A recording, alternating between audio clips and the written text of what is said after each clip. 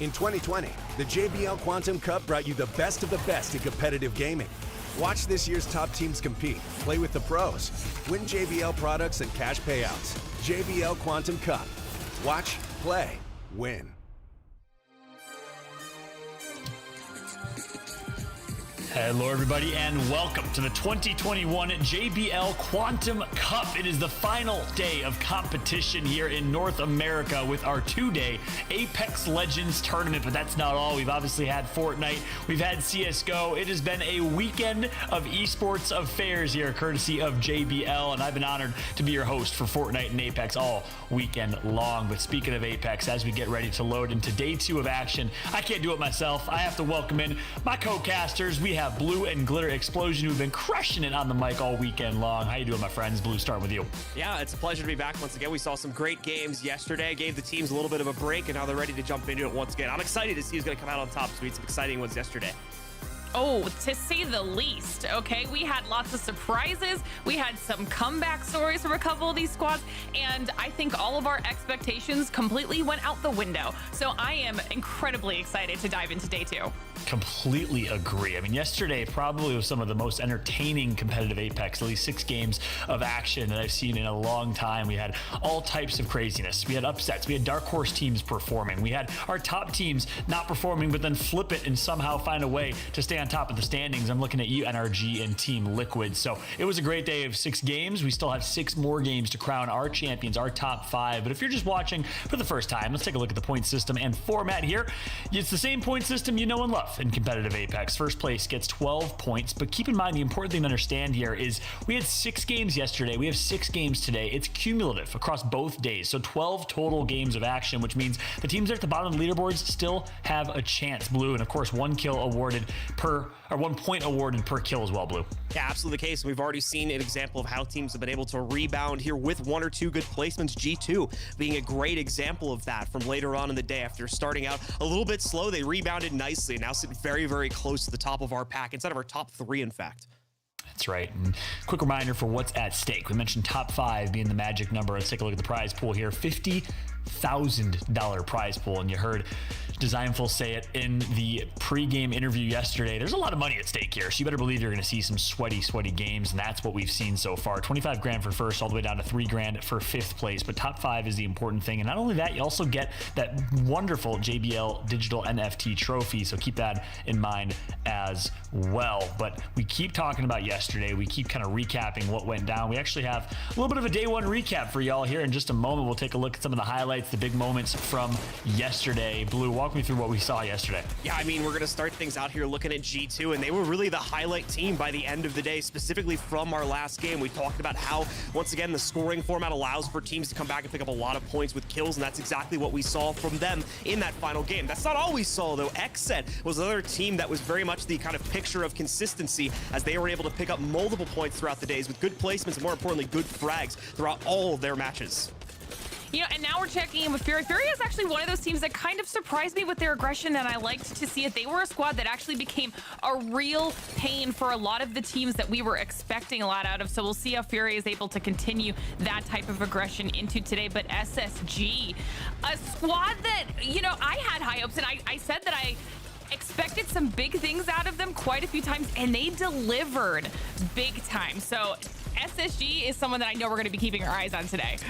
Absolutely the case, and once again, SSG, another one of those teams that's really been keeping up the picture of consistency, that should seem. Premier GGs, we're looking at them. This is another squad that was able to sneak in a win here in one of our more kind of open areas, and they found a lot of success throughout the day as well. Even got a chance, I believe, to interview one of their players towards the end of the day and get some thoughts on how they think the day has been going. Because once again, this has been an interesting tournament so far. We're checking in with Esports Arena as well, who started out the day slowly, but much like a lot of our other top-tier ALGS teams, started to rebound towards the end of the day, and they're now sitting fairly competitive with the rest of our lot as well, looking to get in the money by the end of our 6 games today and be in the top 5 to try and claim some of that prize pool. Yeah, and then on the flip side of that, we saw some highlights there from TSM, one of the teams that we had high hopes for that kind of had a slower start to this 2-day competition. So obviously there is that, you know, that storyline between Esports Arena and TSM. We'll have to keep up with them and see how they manage to turn it around for themselves today. But G2, a squad that gave us so much insanity in this specific match that we're watching highlights of so far. You saw almost 2k damage for Designful in that game. I mean, G2 went from that team that we were watching on the edge, and they were playing it smart. It didn't work out so well for them. They turned on the aggression in those last couple games, and out of nowhere just blew everybody out of the water. Yeah, back-to-back 15 kill games for G2. They turned it way up as we are expectant of them. Third place overall as a result of their efforts, but Xset on top. And that's what we meant when we said a couple dark horse teams, right? Xset and Premier. Yeah, great teams in their own right. We've seen Xset win a pro league overall in terms of one of their weeks worth of matches. Premier GG, also a team certainly you can't ignore, but by all means, with a lineup with NRG, TSM, Renegades, so many other top teams, maybe you wouldn't have had them on top after day one. Kudos to them with how well they played. The question is, can they continue the consistency here, Blue? And then after that, Glitter, I want to ask you, who do you think is going to pop off today? But Blue, start us off here. Xset, Premier, can they continue it? Yeah, I think that's going to be the big question. As we did, to be fair to the kind of later results we saw, we did start to see Xset taper off a little bit towards the end of the day. I think after game 3, they had the healthiest lead of the entire day. They're sitting at about 10 to 20 points advantage over the second place team, but quite obviously that's diminished quite a bit, going down to only a 4-point advantage over Premier GG now. So we need to see them go back into consistent form, able to win those 1 or 2 team fights they need to get them those 5 or 6 KPs, while still also placing somewhere inside of the top 10 to make sure they get some good placement points as well. That's how they were getting the majority of their points yesterday, and that can be a winning strategy if they go back to it again, but it relies on a lot of consistency, and that's what we're going to need to see from them if they want to stay up on top at number 1. All right, John, you're asking about the team that I think might pop off. Here's the thing. Who you got? I'm thinking that, or at least I'm hoping that it might be Complexity. They were on our teams to watch list last time. They didn't do so well, and I did see a tweet by Reptar saying that he needs to learn to stop beating himself up about some of the things that happen in these games. It can be tough sometimes. We've talked about how important mental is. So for me, I'm really hoping Complexity is able to pop off today.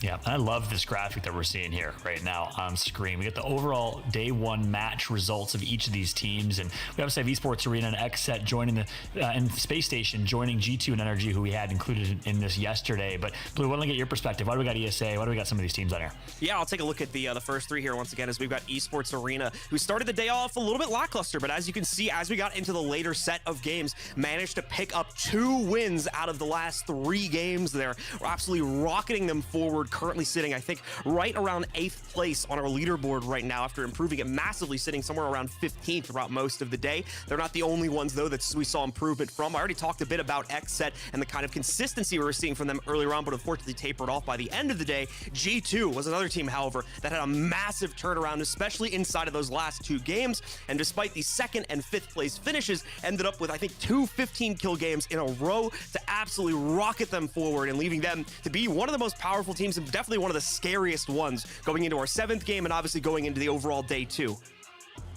Listen, now we have to talk about energy, okay? No, we mentioned that they were in our teams yesterday to watch, but then there was a couple unfortunate occurrences that happened for energy. You can see their matches 4 and 5 resulted in 20th place finishes for energy. Obviously not what we would have expected for this squad, but you know, they were able to bounce back with a huge game 6. And in general, regardless of their placements, energy was one of these teams all day that was getting a ton of kills on the board. Very, very stereotypical NRG aggression.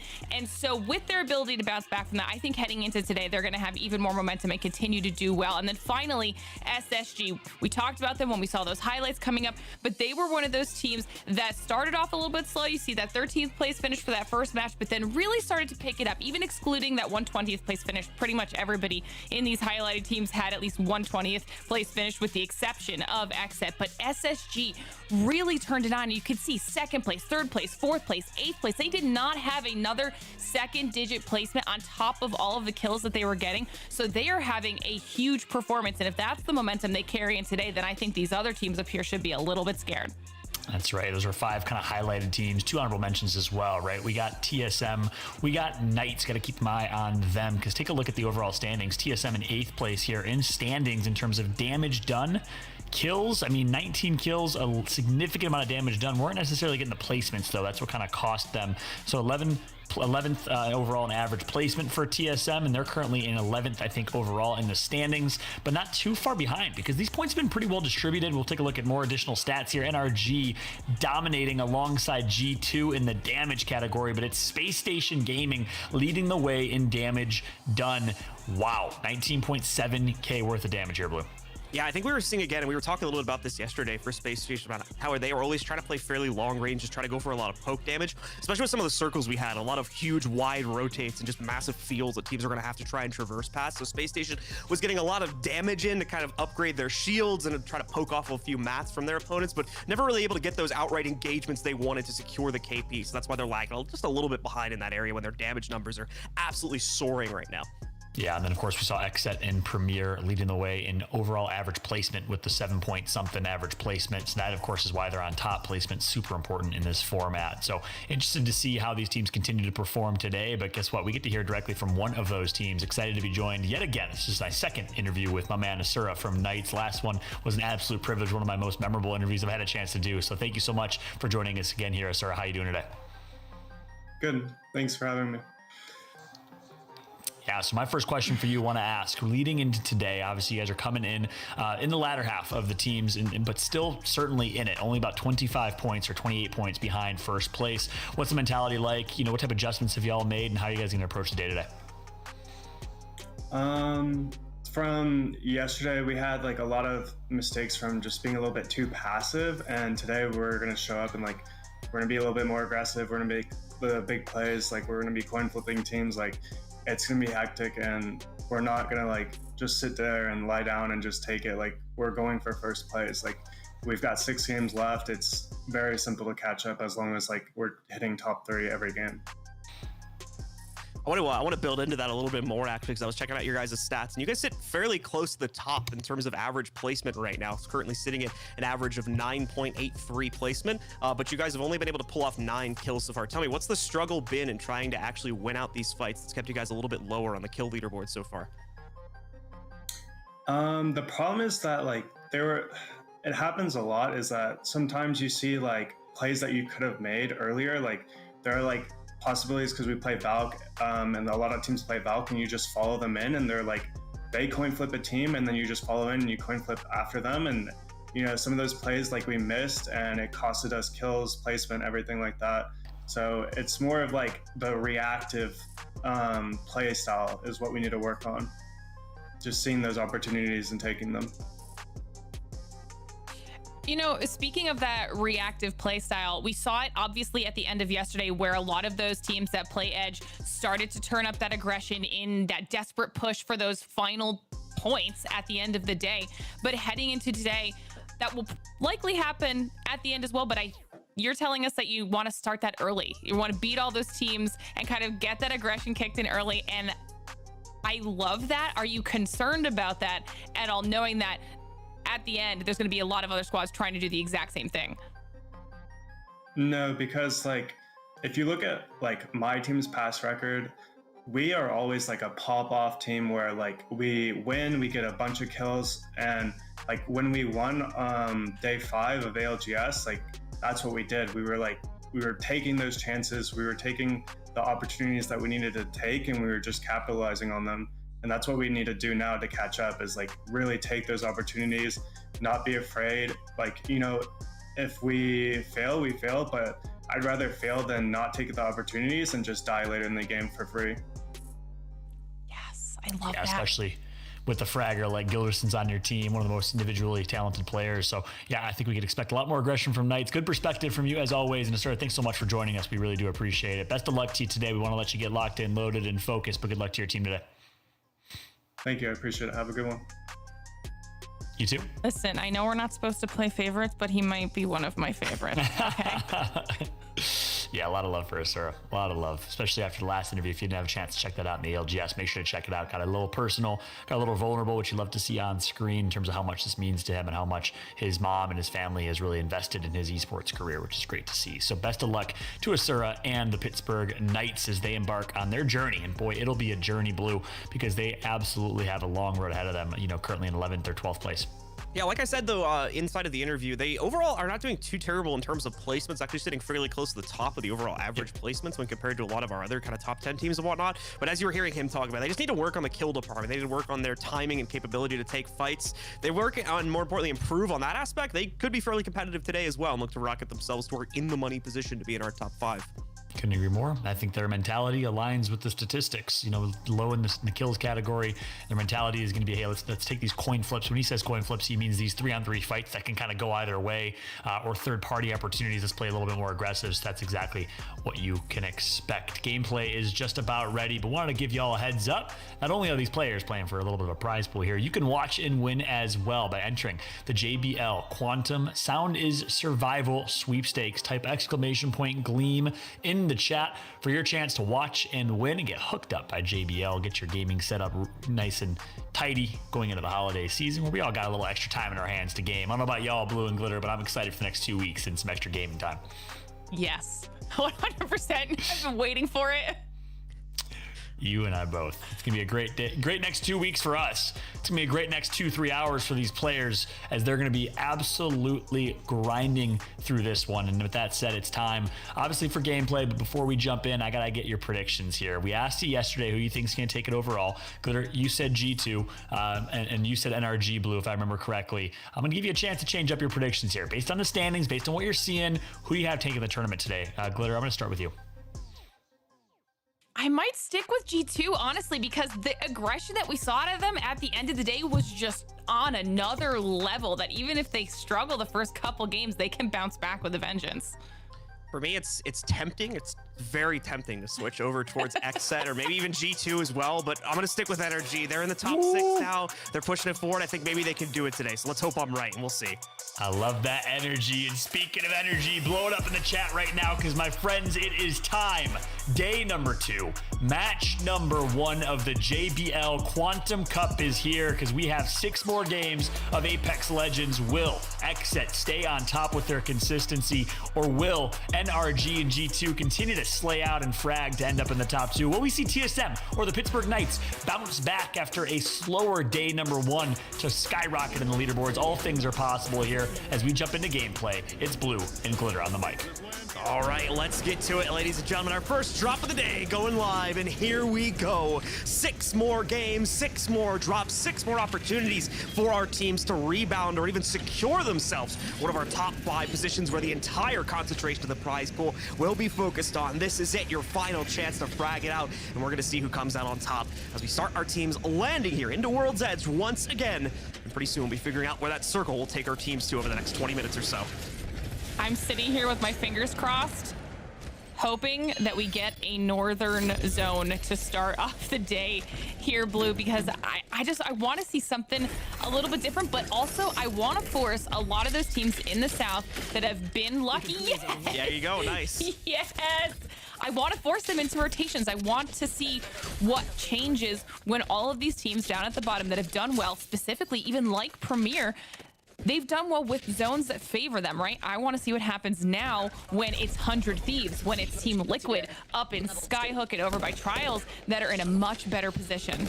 Obviously, Knight's going to be pretty happy about this circle, at least the initial one, as well as they'll be holding out over towards Fragment West. TSM could be the same thing here, though obviously they'll have to rotate a little bit. A couple of different options in terms of where this circle could pull towards as well, so going to have to wait and see where our teams start gravitating towards to get a better idea of where that eventually is going to be as everyone continues to loot up. And you've got more like SSG holding on the west side of Lavafish, that's going to be in a good position because of that energy as well over towards staging. Even Furia currently holding the countdown area as well. Lots of options here to be seen, and right in the direct center is going to be W also, who currently is in the midst of rotating over a little bit closer to Furia. Like I said, very early on though to start seeing any sort of fights, especially with the circle as big as this one. So maybe some time before that all builds up here. Just waiting to see where our teams are going to try to concentrate themselves towards, however, for these first few circles. You know, it's possible that W is trying to just hold that sniper tower that's out in that open area, because that is an end zone, right, that we've seen before, especially even in ALGS, and it gets very, very crazy. Typically, the people that hold that high ground on the sniper tower do fare decently well. So we'll have to see if that's what they're planning, because it seems like that's the direction they've decided to head. But meanwhile, we've got Ghost Gaming We've got Built by Gamers fighting it out right now. Early game engagement already happening at Lava Siphon. And we talked about how BBG was always going to be in an awkward position because their natural landing zones are already taken by other teams here in this tournament here. So that's going to put them very close to Ghost once again. Their mortal enemies landing so close, but this time they immediately knock them out here inside of the first few minutes of the round, taking them down and giving them a whole load of extra loot and even lootable area now that they get full rights to Lava Siphon for the next few moments.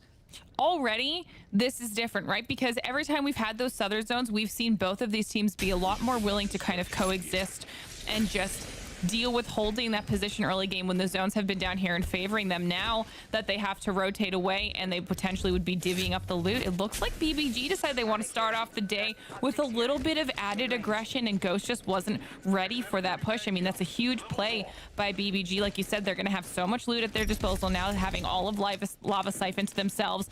And they also cleared out a team that they would have potentially had to worry about on that rotate. They have a pretty open path in front of them now. Yeah, absolutely the case here. No other team's even going to try to move in and get a third party going against this Lava Siphon hold here. You see two at least rotate directly around that Charlotte Phoenix, and I believe PGG choosing to go right past this one and head towards greener pastures in the circle instead of trying to mess around with this one. That's going to leave, in terms of our southeastern rotates, Esports Arena at the very end of that chain as they're still looting out Lava City. Will more than likely start the move sooner rather than later here, as it looks like the large majority of our other teams are starting to group up around Countdown, as well as that tower position that we were talking about before, over towards where W is currently holding in the middle of that field, giving them a huge amount of purview as to all these teams rotates at the moment. Premier made a nice early rotate considering just how far south they land. They've gotten themselves all the way up by Countdown, where all of these teams are congregating. There is the one problem with this zone, and you can see that obviously these teams are anticipating where it's going to continue to shrink down to, is that there's not a lot of playable area for these squads. Oh, excuse me, sorry, Premier's in landslide. But they are trying to hold whatever limited space they have. Premier might potentially run into Noble, as Noble's trying to head through from the city. And the southern edge is actually the safer position at this point, only because so many of these squads went for that northeastern area, that Countdown area, and there is not a lot of space. Already they're stacked up on each other. They're going to be sharing buildings, and this is what we've seen happen before. And when it does happen, this is when the damage comes out. 2 shield cracks already from Renegades.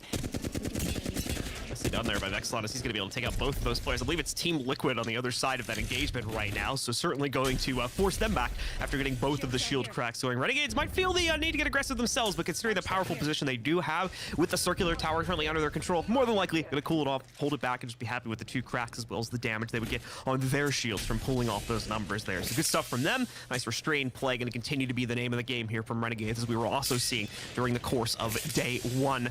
This powder keg of teams still waiting to start itself on an explosive path, however, as despite the large stack of players, no one seems to want to take an outright fight this early on here. Noble as well as BBG getting closer to each other here as well. PGG in the meanwhile completely rotated out of landslide, giving that area to Noble for free, with PGG taking the far western edge of this circle, now letting them fire in onto any of these teams inside of the buildings. But as you'll probably notice, they don't have great coverage themselves, so going to be quickly rotating around and looking to try and find better positioning, and they may have just done so over here in the 2-floor house, just on the edge of our facility by Countdown.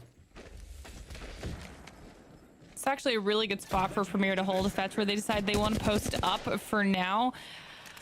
Liquid, though, is across the way, can hear a lot of this action going on between Renegades and Premier, so they know that there might be some potential for them to deal some damage. We see Flanker trying to do just that. Liquid, though, was one of those teams that they did well placement-wise. They just didn't do enough on the kill side of things. We didn't get that aggression out of them that we were maybe hoping for. So we'll have to see if this zone specifically, due to how it favors them, I mean, maybe they'll be able to get some on the board this time around, but they definitely want to pick it up because they're in 7th place, right outside that top 5 area, which is where the money is. And that's what we're going to be focusing on a lot today, too, Blue, is the fact that those top 5 squads are very close in points, and they're going to be battling it out for the prize pool. Yeah, even inside of the top 5, there's a huge difference in prize pool. 5th place, if I remember correctly, taking home $3,000. 1st place takes home $25,000. So that's a massive upgrade to your prize purse if you can push yourself just those few extra points further, even from something like 5th to 3rd or 5th to 2nd. It's going to be a pretty big upgrade. So expect full competition for teams. It won't be lackadaisical, even if they get themselves into the top 5. It's going to want to push for as high of a placement as possible. Speaking of which, with that considered, absolutely no one wants to fight anyone everyone here with the big stack of players. Around Countdown and around Lava Fisher. I'm very surprised no one has at least accidentally run into someone yet, but good restraint coming out from pretty much all of our teams and being able to maintain these very safe positions for at least the first round of our circle closure. Yeah, Lazarus, the only team that's currently not in the zone, still looting over by Overlook. They have a completely clear path ahead of them if this is how slow and passive they want to play, decide to really use the edge of the zone, as every single team has ended up guessing correctly, because if you look at that zone shift, G2 on the edge, pretty standard, okay? The fact that everyone else found their spot and they're going to hold it, this is going to be, I feel like it's going to be one of those games where we end up with 17 teams alive 2 circles from now. Somehow they're all just waiting it out, and then everything goes down in a span of 2 minutes.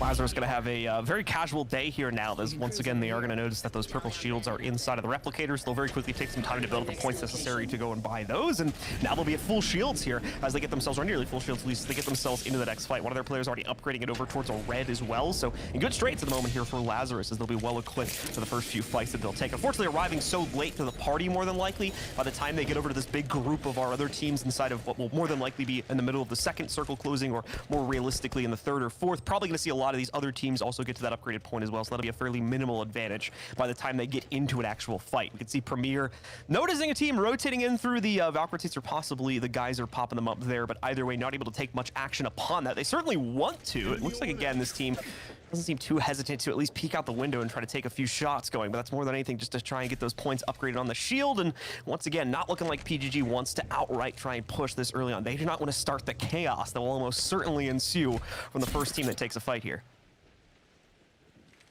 I wonder who that might have been Renegades that they were looking at, which is why we jumped on board with them. But I know that G2 is also over in this edge area. We watched them move up on the minimap right before we jumped on board with Premier. So this is going to start to be a little bit of a dangerous area. Renegades focusing on the team right in front of them inside the building. Okay, now we can see where everybody is. We've got Renegades on the edge. G2 actually went past them, it seems, since I don't see their names anymore. Then again, there's so many squads on here, I can barely tell. Okay, G2 is the team inside the building. And G2 is actually going to be right on top of Renegades as well, so it will come very close to blows with each other sooner rather than later here. They're not the only ones trying to fight for positioning now as things start to get a bit more claustrophobic here inside of what will soon become the third circle. You can see Noble spreading out very wide here, each one of their players basically on their own, obviously in an open field, so they can support each other to a pretty good extent here, but still trying to spread their wings as wide as possible to keep other teams out of their kind of area of control here, with BBG being the closest to them in terms of capability to engage here. And you can see just a better POV now that we are in the actual world itself about just how spread out these Noble players are. Lucas way over there, Rack's a good like 10 to 15 second run from him, and their third teammate I think even further away from that as they try to deny any sort of control for BBG and some of the other teams looking to push into this field, which that push looked like it might be coming soon there as BBG throws out the Q from their Valkyrie. I do like this reposition by Renegades, though, considering that had they not moved, they would now be in the middle of G2, Complexity, Premier, or Liquid. They would have been surrounded by all of these squads, so smart choice for them to get out, play the edge of the zone, and just have to worry about pushing in with no one at their backs at this point. I believe we also did see one of the Noble players off in the distance taking a lot of damage that could have potentially been from Esports Arena, who I believe is down there at the very southern edge of this new zone. BBG's also on that area, potentially looking to get some poke damage down, but now looking at Absolute Monarchy, able to deal some damage on one of our teams, making... Would they take the balloon? I think they took the balloon, trying to get a little bit of a new position within this zone. And that's where things are going to start to get a little bit dangerous. Oh yeah, I think that was TSM. Yeah, TSM landing very, very close to Team Liquid here. Liquid looking for an opportunity to maybe engage onto them, but not looking like it's going to be found. Actually, hold on. No, they are going to dive right on top of it. So those two teams are going to jump into a fight, and TSM will absolutely not be able to survive it. Our kill feed absolutely lights up for Team Liquid as two members of TSM FTX end up going down here, leaving just Hal alive. Thankfully, because he lands in a different position, or more than anything, I think he just runs away immediately after landing, where his two teammates tried to stick around in that small tower and unfortunately paid the price for it. Hal's gonna have to look, see if he can sneak in, maybe get the banners off the death boxes, and hopefully get a revive. Thankfully, we do have a couple beacons, one sitting actually right next to Hal right now, so it is a possibility to bring those two back, but he's obviously gonna have to clear out Team Liquid first. Do you risk it? Do you risk it? Because that is going to be a very difficult banner grab for Hal.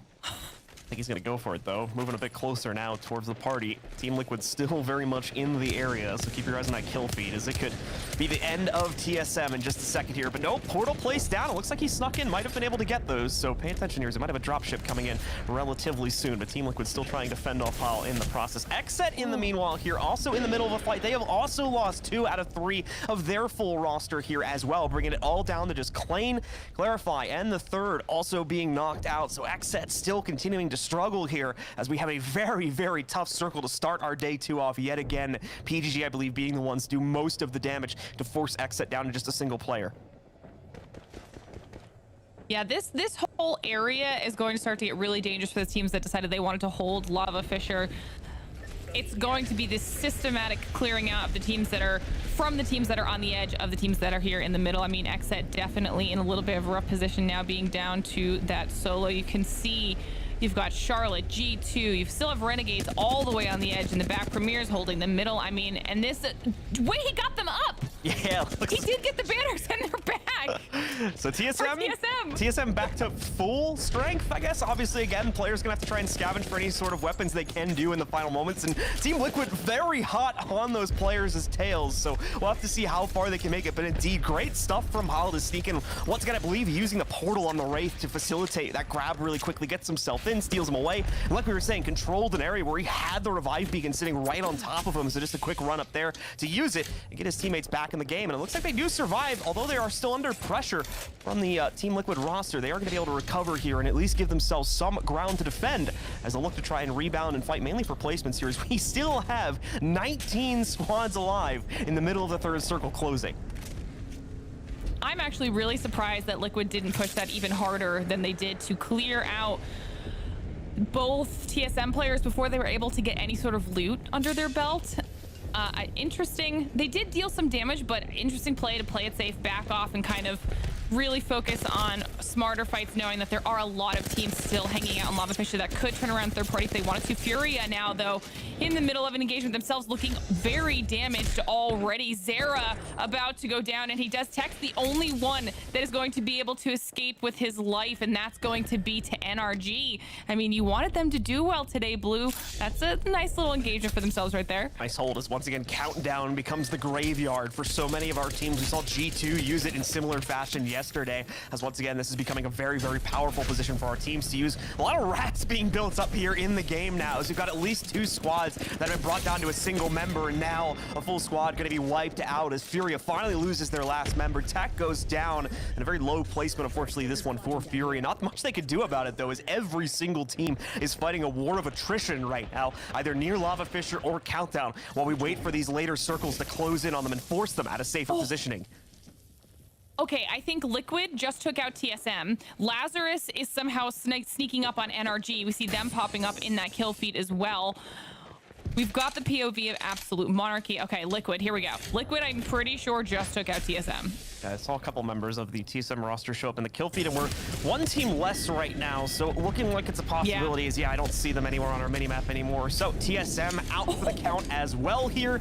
G2, in the meanwhile, seems to be making quick work of the Renegades roster as they are able to run them over, and now we'll focus their ire instead on Esports Arena, but won't really be able to do that for too long, as Esports Arena is in the midst of a rotate themselves. They're going to leap right into the Lion's Den, though. If you're watching that minimap, they've got to be very careful with where they end up landing here. It doesn't matter if they're going to land on Lazarus, they're going to land on Complexity, they're going to land on 100 Thieves. They're landed on someone here, and as we go over towards them, they're going to land hot and right in the middle of a fight as they already lose Duplex. Skillcake's trying to save this action here as he chucks in the Caustic Gas Grenade, but running into some of his own opponents. He goes down too, leaving only Knocked alive. Another rat trying to survive here now for Esports Arena, and they won't even make it as we go down to 14 teams and switch over to Complexity, who are also in similar trouble, having lost 2 of their players, one completely dead now, but they do bring one back up due to the help from iShiny coming in, who was the last player still standing.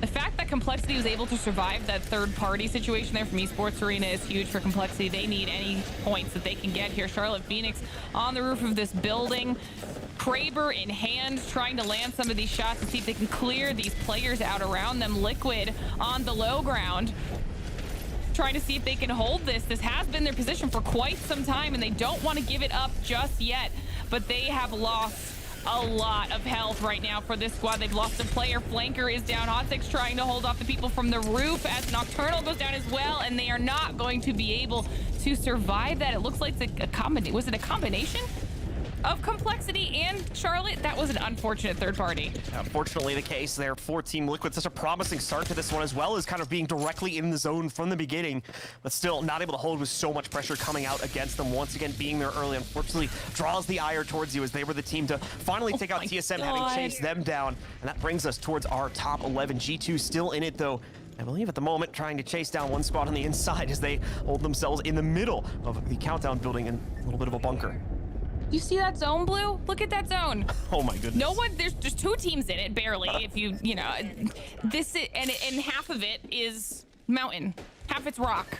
We're basically gonna skip towards circle 6, it looks like, here with the size of it. So, up in the difficulty a little bit. Whoever's the administrator today for the Apex games is a little brutal, but we'll see how our teams try to deal with it here. As once again, the big focus for a lot of these squads is either north of or directly inside of the main countdown building right now. So as you were saying, Absolute Monarchy and Complexity are counting their lucky stars right now that they ended up in one of the very, very few number of what will be safe positions on the inside. Bit of a standoff still. It's SSG apparently on the inside of that countdown building position, facing off directly against G2 as they kind of wait to see who's going to make the first move in that fight. Neither of them want to do it, and you can see why. Lazarus, BBG, and Noble all sitting on the outside, waiting for a chance to third party. But it is going to be Space Station, it looks like, that swings the doors open and tries to take the initial fight here. Well, well for them so far, but never mind. Jen turns it back around, drops the first member of SSG. A second one falls just a moment later, and now leaving only Frex in the fight here as he's quickly losing his teammates. Ooh. However, G2 also in trouble as SSG is keeping the fight even. Resulta, the only one left standing after they do manage to finish off, it looks like, the members of SSG, but still not going to have a lot of time to recover their teammates because of these surrounding third parties that are going to leap into the action at a moment's notice. I cannot believe that G2 survived with that little health, now built by Gamers deciding they want to get into the fray. They've got teams pushing from both sides and they have to fend them off. It looks like Lazarus is going to be going down at the hands of BBG, but there's too many people around them for them to really sustain this level of aggression, and there's no way they're going to be able to survive these last remaining players, and that is also going to be BBG going down after they take out Lazarus. This is where everything is starting to pop off. And surprisingly, G2 is the team that third party them as well. They finally been able to move out of the building. The chaos is cleared out enough to where they feel they are safe. Premier GG still in this one as well, still looking to carry forward as they are a strong contender in this tournament. I believe second place overall on our leaderboard at the moment here, and certainly looking to sustain that as they push themselves into a top 5 position. Just seeing Absolute Monarchy get wiped out inside of our top 6 position. Away from that, though, Charlotte Phoenix on the outskirts of this one, still at full strength here as they hold the outskirts. Excuse me, it was Charlotte Phoenix, not Complexity, that held this corner inside of it. Complexity is still alive, however, as you can see, down to just 1 though, as far as I can see, as Monsoon is hiding at the far eastern edge of the remaining circle with PGG and at least 1 other squad engaged in a fight, and G2 just kind of patiently waiting for an opportunity of their own to jump into the fray here. I think that might be 100 Thieves that's directly under PGG. I think G2 is right above them, trying to push through them, which is going to be very difficult. This is huge for 100 Thieves, though, considering that this was close to their landing spot, an area they should be able to hold in a squad that needs those points. But G2 finally get pushed on, and it's by 100 Thieves. G2 was so low to begin that fight that 100 Thieves is able to clean it up, but now the rest of the squads know where the action is, and they can turn their focus and try to third-party 100 Thieves, especially with PGG right on top of them. 100 Thieves gonna find themselves a big finish here either way as they go down in 4th place. Another squad finally leaping into the fray as Charlotte cleans up onto them, and they're gonna look to clean up this game as well. PGG heavily injured from that last fight. You can see them still trying to get their shields back. They'll do that, but they'll still be down a player here, as also they're gonna be inside of the circle now, taking the heat from that damage as well. Forced to push out, they've lost their bubble, and now they're surrounded by Charlotte Phoenix. This should be an easy closeout for them here as Premier down only to Hill. He's gonna try to turn it around, but it's not gonna happen. Charlotte Phoenix wins game number 1 of day 2. They were able to hold the weirdest side of that zone, just kind of hanging around the last remaining bit of rock that was safe, and wait for everybody else to have to battle it out and push their way into that weirdly open ending there. I mean, Charlotte Phoenix played that incredibly well. They utilized their position and cleared out the squads around them when they needed to get a really solid win to kick off the day, Fallout. Yeah, that's right. Aprizi getting loose with the Kraber a little bit, and Charlotte Phoenix just plays that near perfectly, closing in on the rest. 5 squads left. Obviously, one was a rat with Monsoon last alive, and CLT is able to clutch up and win game number 1. A kind of important win for them, Blue, because in the overall standings, they weren't necessarily in that top 4, top 5 running, so that's going to be huge for their overall chances here. Yeah, really going to rocket them forward here. I think it will, after a win like that as well, probably push them very close to, if not inside of the top 5. So actually, I take that back. They were in 4th place, so they were in 4th. Yes. That might set them in top 2, top 1 category contention. Yeah, absolutely the case here is, once again, they were a team that has been kind of quietly picking up a large number of kills throughout these games, as well as pretty respectable placements throughout the 6 games we played yesterday. So finding this win here might be that big push forward they needed to try and push them into the top 3, where once again, we've got the big prizes ready to give it out there, with first place going almost 25K. Yeah, Aprizi formerly playing with Sheesh, Nightswig & Co. We all know how capable of an individual player he is, and it was just a matter of time that Aprizi kind of joins a top team and elevates them. I don't know if he's full-time on CLT or subbing in. That's something I got to get confirmed here. But nonetheless, the impact Aprizi has had on this squad certainly being noticed right now. A really, really good game from them. But G2, Glitter, was fragging out, continuing right where they left off yesterday. I mean, we kind of expected it to happen. And what's crazy to me is that they have this fragging ability when they're not even getting those wins, right? Their aggression is just, it's so hard to stop them once they get on a really solid tear. I mean, we're seeing that happen right now. SSG got caught in the crosshairs of G2, and somehow G2 takes them out and survives with a shred of health on Resulta, that last remaining player. They're able to get a reset here and then continue picking up those kills along the way. And it's scary at this point that they don't even need the wins to be this successful. Yeah, these fights in this close quarters area are always insane. Some of the most fun fights, I think, in competitive Apex. G2, one of the best teams at that fight. But here's the late game here where we saw Charlotte Phoenix, Kraber action for Aprizi. They're able to clean back up with this 3v3 over PGG, and GG in favor of Charlotte Phoenix this time. And take a look, 24 points, a 12-kill first place game. That is massive and will undoubtedly put them in the top 2. The question is, will they be above Premier GG? I think they will here, Blue. G2 also with a good game. Yeah, that was really going to be my question as we were waiting for the game results, was how many kills they picked up, because we weren't watching them the whole time. I know we saw them take 1 or 2 fights earlier on, but 12 kills, that's an impressive run, especially considering they avoided the large majority of the kind of scrappy fights that were going on in that last circle or 2 until we built up to the final 3. They were just kind of hanging out on the edge. Thought that maybe that would have costed them a couple KPs, but apparently not, as they sweep in, clean up the last 2 squads as well, and really boost themselves forward for a massive 24-point game here. Yeah, and you have to give kudos as well to Premier. We had Hill for the interview yesterday, very well spoken. He said, hey, our plan for tomorrow is to keep doing the same thing, which is early rotate, make it to late game, and use that good old caustic gas, baby, to get us a good placement. That's what they do. It's not the flashiest style of play. They're always putting up, an average of 3 to maybe 5, 6 kills per game, but they're consistently placing top 3, and another second place finish here for Premier, Glitter, is going to put them in a great spot overall as we take a look at the second page. Yeah, and I think a big surprise on the second page, actually there's a few, but XSET, our most consistent squad from yesterday, still falling off a little bit here, having a very unfortunate start to the game. I mean, last place down at the bottom with 0 points. Same thing with TSM. We saw that they had that unfortunate run-in with Liquid, who has picked up their aggression so far today as well, and TSM were unable to escape even after they brought back their entire squad, courtesy of Hal.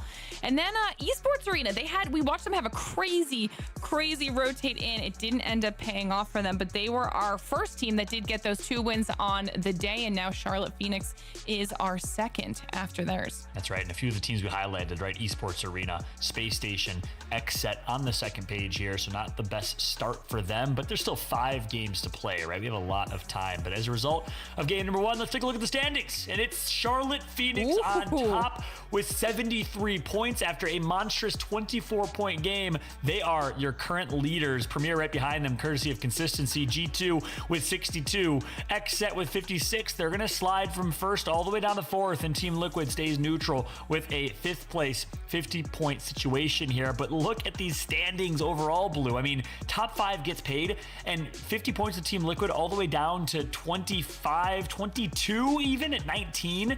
You know, you could easily get another 24-point game like that and be within the contention of top 5. It's still anyone's tournament. Absolutely, one game can make up the difference right now. With some of the aggression we're getting out of some of these lower end teams like Furia and even Ghost to some extent there at the beginning, 100 Thieves as well. It could be a very surprising last few matches here if we see one of those teams come out successfully. Big downgrade, as you mentioned there, for XSET though.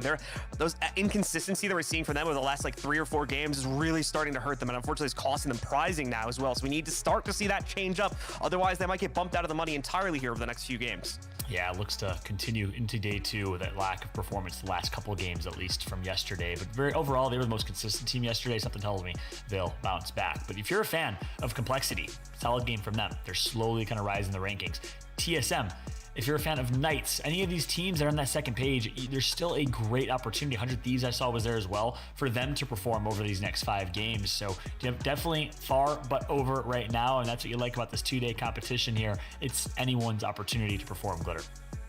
Yeah, that's why, you know, we can't count anybody out yet. I think maybe once we start getting into games 5 and 6, that's when we'll have a better idea. But even then, if those teams at the end of the day decide to just go for those crazy edge fights and to rack up some additional points, even up until those final moments, anyone can take this home. I mean, we talked about it coming into this game. Liquid was right on that top 5 bubble. Then after one game, now they're in the money, right? So I don't want any of these teams to lose hope yet.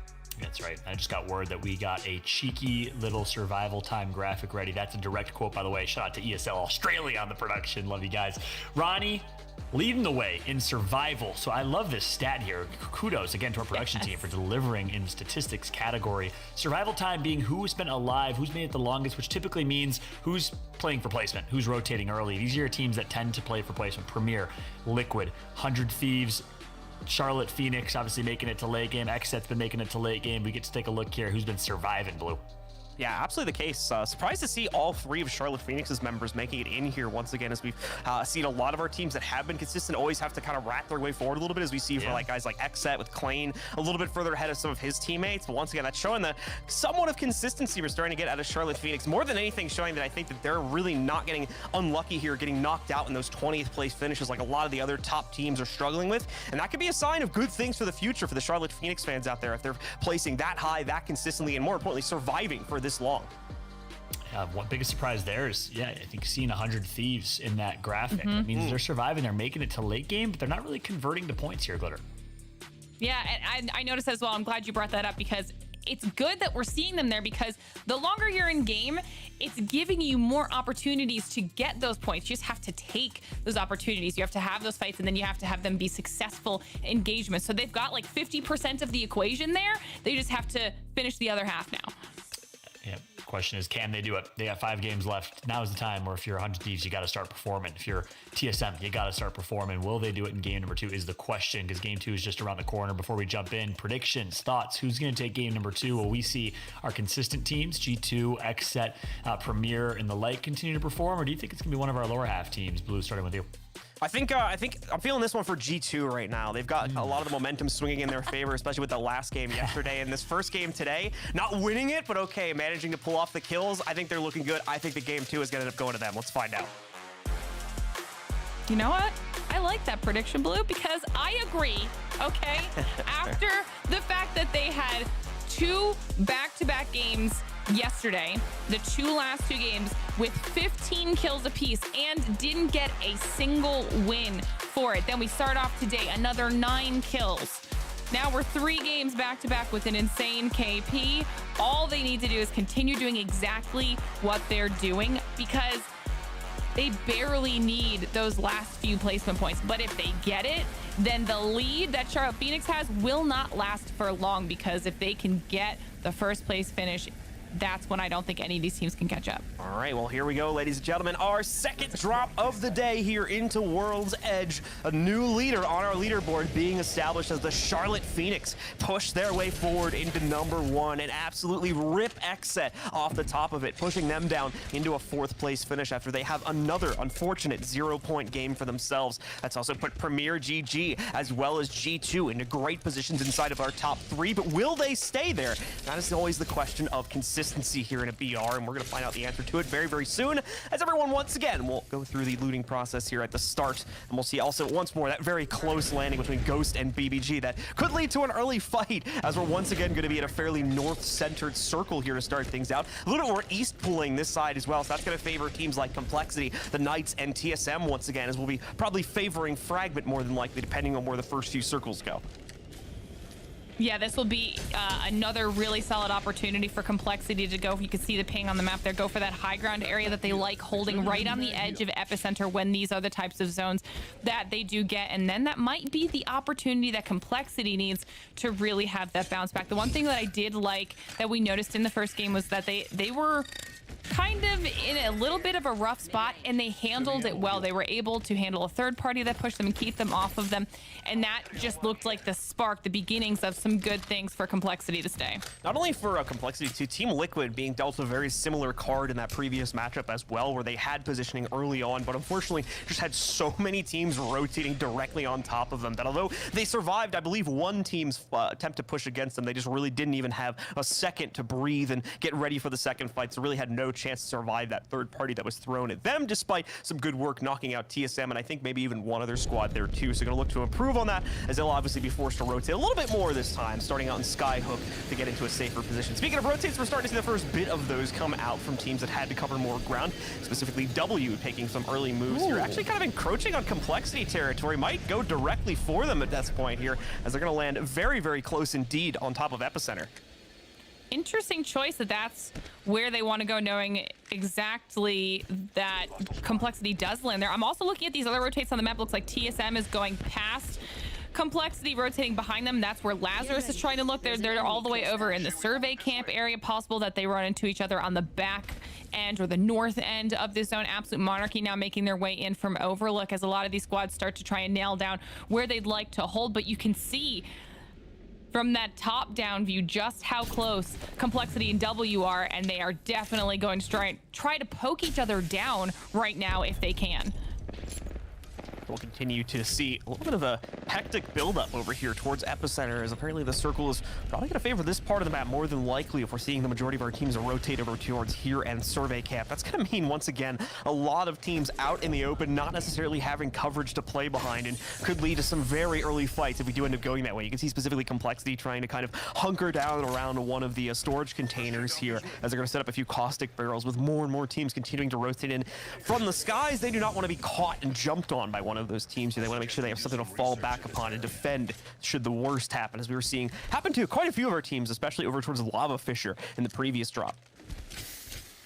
Yeah, you know that you've got Complexity looking towards that dead center portion of Epicenter, trying to see if any of those teams decide to take those zips up and hold the high ground, which inevitably we'll see at least one squad up there doing. You can see on this top down, Knights is now here. SSG has made their way in. Lazarus has found a place where they now want to hide or hold down, but there's so many teams. It's the first come, first serve in this survey camp area, because there's not a lot of these buildings to be held. So the ones that get there first are going to have a little bit of an edge. And you can see on the big map, you've got Exit there on the outskirts, 100 Thieves trying to make their way in as well. Everyone is trying to claim a little bit of space. And this is Complexity's home. So I mean, we keep talking about them potentially having a little bit of a bounce back.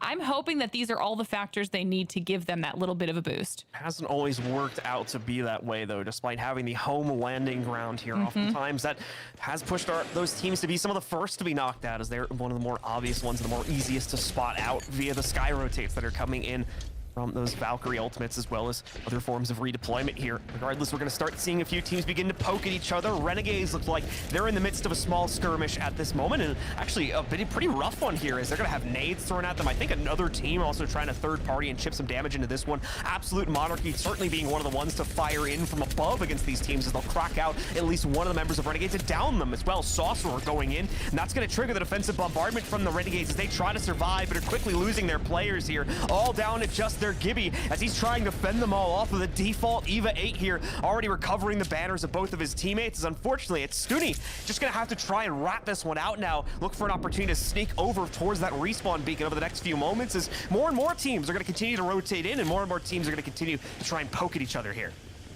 Yeah, it looks like Absolute Monarchy is the squad that decides to take that position on high, and they're doing a good job utilizing their angles to deal some poke damage built by gamers down below. And if I'm not mistaken, we also saw Noble getting in on the action that was against Renegades. All of these teams so on top of each other. You can see Noble is the team that's inside on the low ground of that tower. So right now, everyone's just trying to scare people off. They'll take the damage to level up their shields, but they don't really want to have to force a full-on engagement, because there's so many teams around in the general vicinity that can easily third party. The last thing they want to do is really fully commit to those fights. It's mostly about holding your ground, keeping everybody away from you, and getting your shields as highly leveled up as possible. As we see that now this action has started to calm down a little bit again, everybody going for a reset. I believe that Stuni did successfully make it over to the respawn beacon, so should be bringing both of his teammates back into the fold. That's if he can survive, of course, here. Needs to wait for them to get out of the dropship first here before you're safe, so he'll quickly tuck his tail behind cover, and his two teammates will leap back into the action here, as that team will get their second chance to survive. Won't be knocked out just yet, as they're into the fray. Once again, Complexity, I believe that is back to full strength here, as they're not going to be the only ones in the fray. More teams also continuing to rotate into positions here closer to Epicenter to get ready for the second and third tier circles, which we'll be deploying towards relatively soon. Got a few other teams playing on the edge, though, and the ones that we're pretty much used to being there. No huge surprises at this point, as it's Esports Arena way off in the distance by Geyser. G2 and Energy rotating from similar far-off positions. Furia surprisingly taking a bit more of a passive note on their pushes so far here, as they're also going to hug the circle, and so unfortunate for, the Renegades was the team that lost those two players earlier, and is now going to lose the full breadth of their roster, as they're not given enough time to recover weaponry or shields after they get their other two members back in the game on a respawn. Yeah, that was a rough spot to have to try to get your teammates back in, especially because there's like 5 teams around you that can hear and see those revives coming in, and there's not a whole lot of loot to re-loot up once they do come down. And Noble, being that team that had knocked them the first time around, is now the team that cleans up on those final kills. Renegades being our first squad that goes down, and you can see how the circle continues to shift here, and all of our squads are in very, very solid positions. I'm actually looking at Charlotte Phoenix, though, and they are in a quite comfortable position at the very north edge of Fragment West, not having to deal with too many teams, at least for this mid-game portion. They might be able to deal some poke damage on a lot of the squads that did favor the northern edge of this zone and try to hunker down there, while also being able to then rotate on the edge as things continue to shrink down, and they might be putting themselves in yet another solid spot.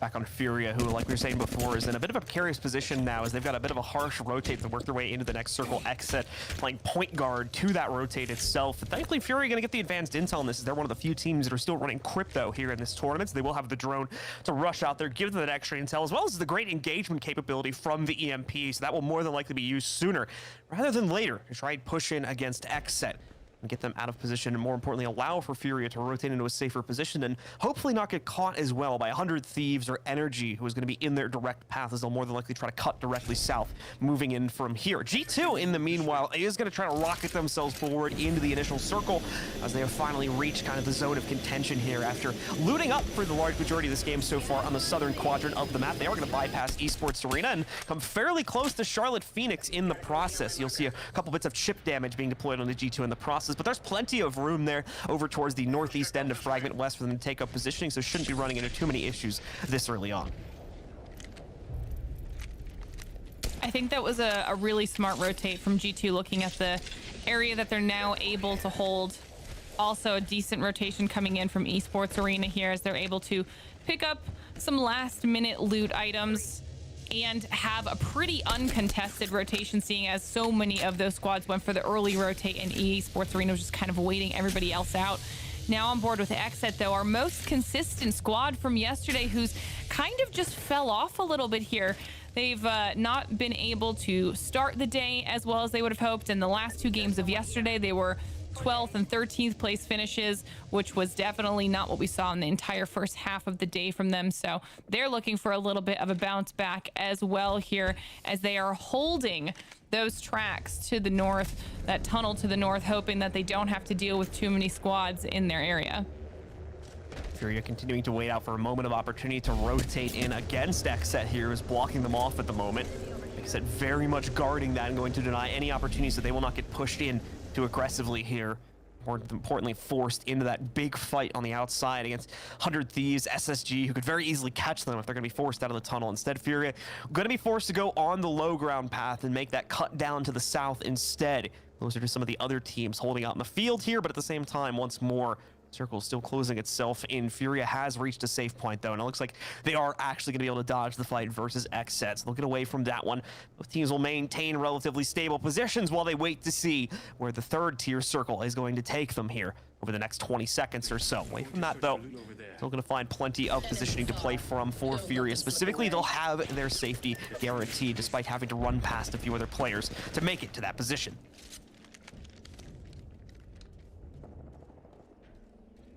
Furia's been doing a really good job of playing this edge as safely and as intelligently as they can, though.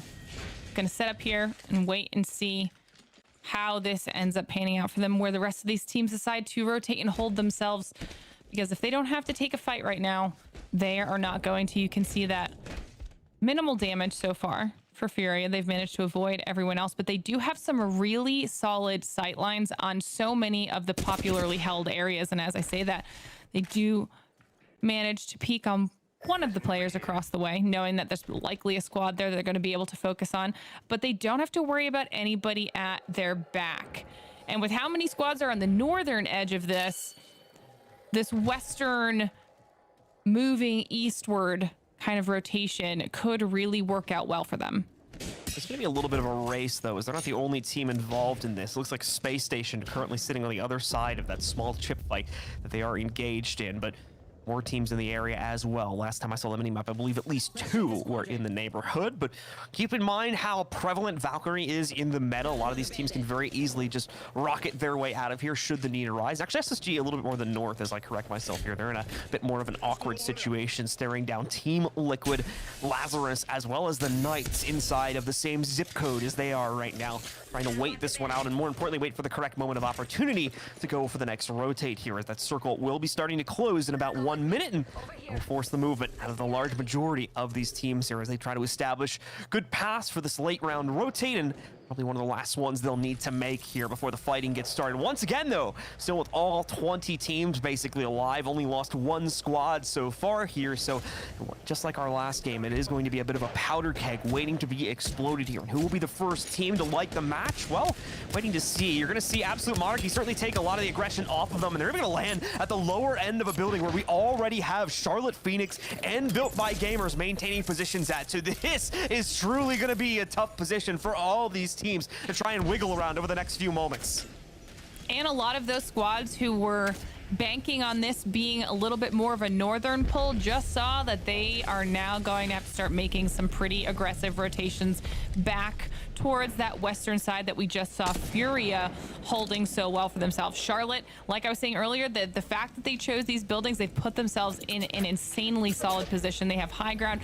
They know that they are now holding this building. If people are below them on the floors, they'll at least be able to hear them.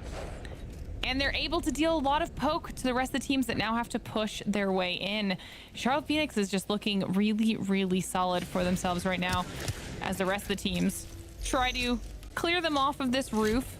But they have just a massive vantage point advantage over the rest of these teams. Yeah, Charlotte Phoenix having pretty much unlimited sight lines from the rooftop here, and even catching at least one of the teams trying to rotate in. They are going to notice the fight starts below them between BBG and the other squad that rotated in a few moments prior as well. So they'll keep their eyes on that, waiting for the opportunity to third party, as it's Absolute Monarchy that is the third team fighting for control of this building here. Built by Gamers so far, fending off entirely the attempt to push them out of position, however. So it's actually fairly unlikely, in my opinion, that we will see Charlotte Phoenix try to jump onto this one. If they read the situation correctly, they're going to see that once again, Absolute Monarchy need to get close to wiping out BBG. So Charlotte Phoenix actually going to start to move down their building just a little bit here, but will actually take a fight versus another squad instead as they start to return to the roof, realizing that it's a bit more heated than they realized in the area.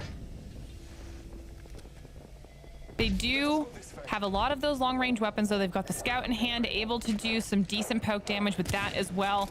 Get themselves some really solid shields, and you can see here on the map just how many of those squads that were up in that survey camp area, they are now having to make their way farther south than they would have initially really wanted to do. But this is so hard for these squads, because now that zone shift, once again, everyone that's on the edge, you can see you've got W, G2, BBG, Ghost is down there. I think there's still one player from Absolute Monarchy, obviously Charlotte Phoenix, Esports Arena, all on that southern edge. They now have to go north. Everybody else on the top has to come in from the and head a little bit farther south. And then even these people that were hoping it would be to the west, they now have to move all into this insanely open area. And the only squad that's got even like the least little bit of cover and space and height is TSM.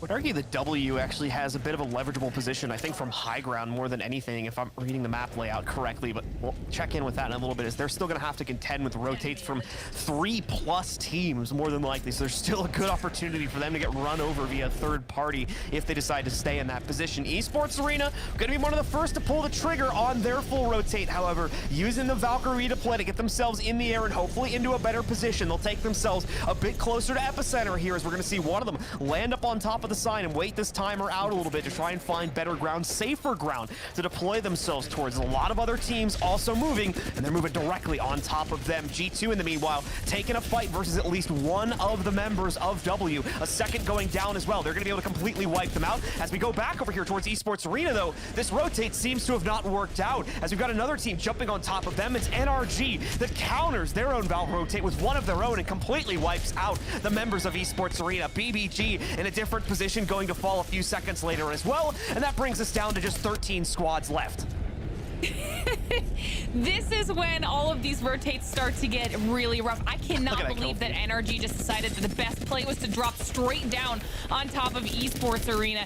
It paid off for them for now. We'll have to see if it continues to work, but Ghost Gaming taking a lot of damage here, but they are able to clear out 100 Thieves in their engagement. You can see Exit on the low ground below NRG, who's now controlling that rock. SSG is on the outskirts alongside Premier, who's able to hold off this, but Liquid is battling for their lives now. We've got one knocked, and they're trying to continue keeping themselves alive here. I think are they up against G2 right now? It's looking like it here, as we've lost so many squads over the last few moments. It's hard to keep up with who still is and isn't in this game. I know Fury's been knocked out. Pretty sure TSM has been eliminated here. G2 still at nearly full strength here, as they're going to fend off Lazarus and take them out in the middle of a bubble battle as well. They're Valkyrie quite low, but now with the time needed to recover, Xset, importantly, also still in this fight as well, as they're looking to retain their top 5 position after the last few games have been a bit rocky for them. 2 0-point games, I think, out of the last 3 going towards Xset. This time, it's going to be a little different, as they're on the kill board, and more importantly, they're very close to our top 5 for this game. Energy, they've lost Rocker, but still have a high ground position around so many of these teams, and that gives them the capability to dominate and somewhat dictate the pacing of the next few fights. Can you imagine if they also had a respawn beacon on top of it? If they could just get him to spawn in on top of that rock, that would be insane with all of the loot that they have up there now. But G2 somehow has done it again, where they are on the edge and they just push through these teams like an absolute wrecking ball, destroying anybody that gets in their path. We'll have to see who they have their sights set on next, but it looks like SSG is the closest squad, and then Premier, Xset. Everybody else by that rock does have their sights set on NRG. Want to make sure that NRG isn't able to rain down any damage from above while they are focusing on anybody across the way, because that would be the absolute worst case scenario for them. Here comes G2 making the jump onto Space Station Gaming. They catch them on the flank, and know they have the right to engage. They're going to go right for it here. Losing a lot of shields in the process and having trouble cracking it, but they're going to get the first down here. Drop the first to get knocked out for SSG so far. No returns against G2 as they've got all 3 players alive and well. And there we go. SSG going to get themselves wiped out as G2 make mincemeat of yet another squad here, pushing it down to our top 5. As another respectable placement is found from SSG, but they're going to fail to carry it forward into our final 3s. Xset now moves in. I believe is going to be able to knock out PGG as well as we go down to the final 4 here with G2 starting to put that pressure right back on Xset with some good damage coming in there on Gent's Q. That was huge. And the fact that they were instantly able to turn and switch their focus over to Xset is... It was just so clean. I mean, watching that fight with G2 up against SSG, it was so controlled, and they toggled their damage with each other incredibly well, making sure that neither one of them, or any 3 of them, took too much damage, but was also doing enough to take out SSG just 1 player at a time. Xset having to back off as G2 does continue to chip away at those shields. They're going to go for a little bit of a reset here. They do have the advantage of that Loba black market, and that additional loot right now with all of the death boxes in the area will be a huge advantage for Xset, but NRG still on high, just kind of waiting this out, I believe, as they go for that Valk rotate.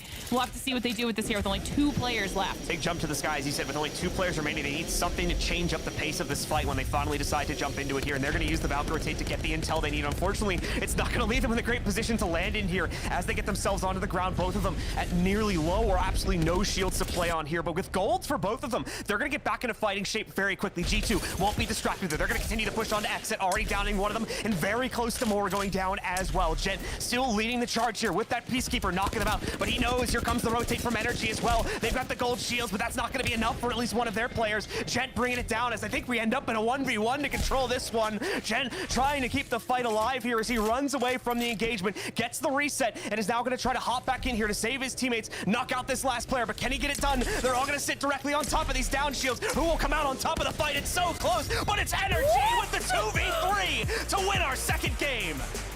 No way! Are you kidding me? That was essentially a 2v6, really, though. They were able to leverage the fight between Xset and G2 so well, and Nathan somehow surviving until the end to get the win for Energy. John, that was absolutely insane. Madness, and the way that they did it as well, using that Valkyrie ult to just try and avoid the fight as long as they can, forcing the other 2 teams to fight, played to near perfection, called by the IGL in sweet, and executed in the 1v1 there by Nathan. And the crazy part about that, Blue, it seemed like Gent had control of that 1v1. I mean, connected for more shots initially, but just a PK to the face ended that real quick. Yeah, I'm curious what the call was for him to go like down the cliff edge there, as we saw him going almost for a reset. We switched onto his POV kind of late, so we may have missed him battering up or something right there. But when we switched on him, he was at full HP, so kind of wondering why he needed to back away from that fight and ultimately going for the reset when he could have just tried to shut that down a bit more aggressively. But either way, a very epic conclusion to that one, as teams were fighting for every bit of control they possibly could due to just how open that final circle was. Yeah, you love when a game ends in a 1v1. Always so intense, fun to watch, that's for sure. NRG gets the upper hand in that one. But I just gotta say, I gotta brag for y'all, because you won't brag for yourselves. You called it, by the way, with the G2 performance there in that game. They perform yet again, and you gotta wonder what that's gonna do for the standings here. As we're calculating those, let's take a look at some replays here from game number 2. Glitter and Blue, walk me through it, starting with you, Glitter.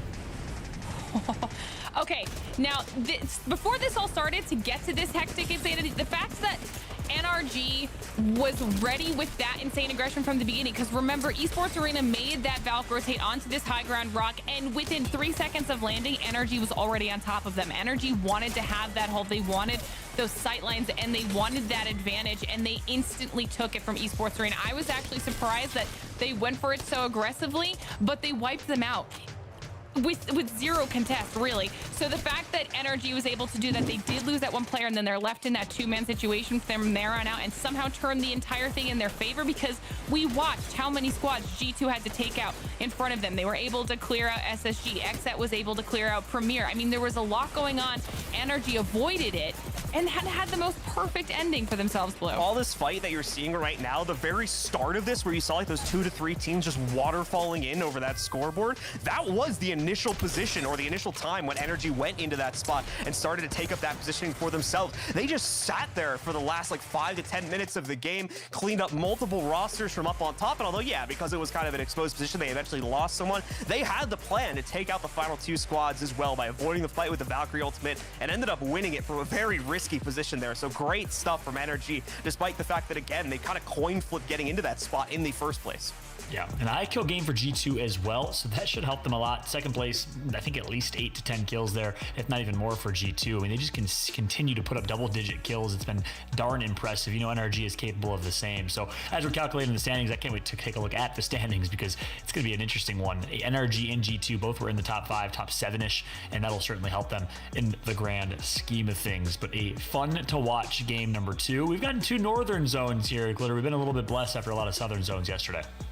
I'm actually very excited about it. I feel like they're giving us completely different teams that are in the end, but then the ones that are just kind of standing out are consistently in those end zones. The fact that we've seen a little bit more though out of Liquid, out of 100 Thieves, those are the squads that are landing in the north and they're getting a little bit more momentum. Same thing with Complexity. I think it's really starting to level the playing field. Yeah, and a lot of people like to say, oh, the zone landed on you, you're so lucky. Sometimes it's not the case. I mean, a team like G2, a team like NRG likes to play edge. It's hard to play edge when you're smack dab in the middle of the zone. All you can do is pitch a tent in thermal station or staging where NRG drops. So they prefer those northern zones where they can rotate, they can play edge, they can pick their fights, and it's been working out very, very well for them to start. But we are hard at work calculating the standings. Gonna give ourselves a little bit of a break here. When we come back, though, we'll have the standings. We'll have game number 3 ready for you right after this.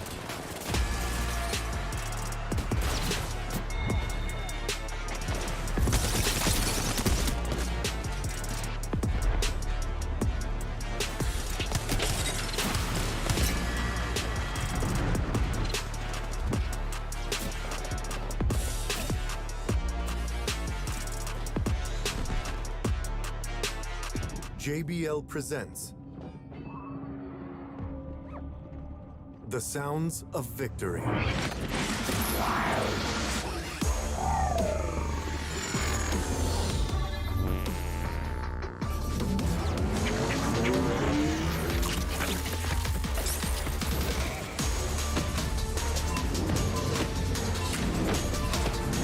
JBL Quantum Gaming headsets. Brooke, before you put those on, we have an idea.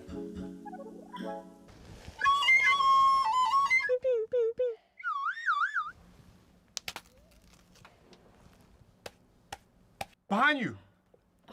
Oops, never mind. You lose. Where were the footsteps? Should we leave? Yes, go.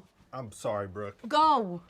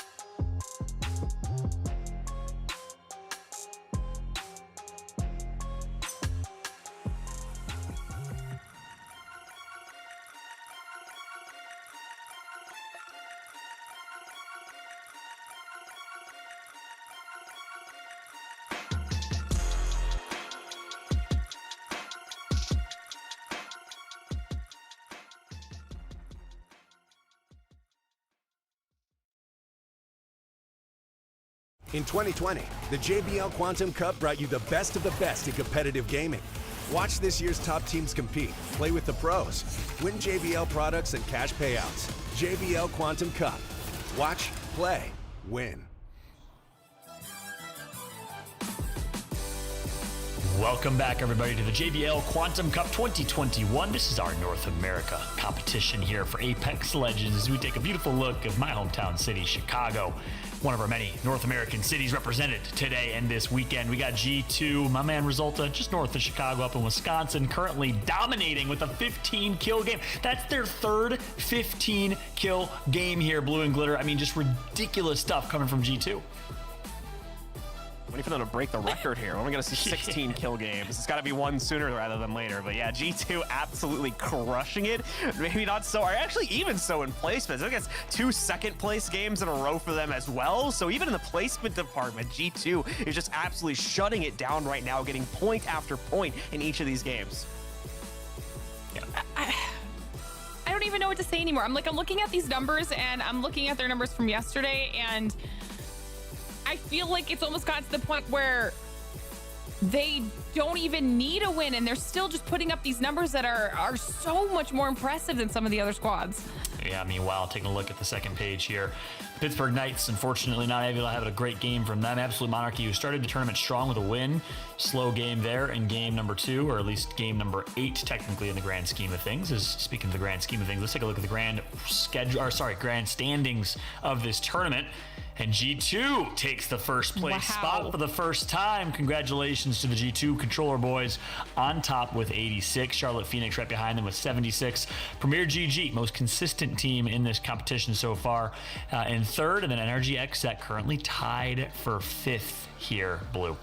Yeah, absolutely. I mean, I'm really surprised again. Premier always managing to sneak their way in. As once more, I think they have like top 4, top 5 finishing in that last game once again as well. So some good stuff for them.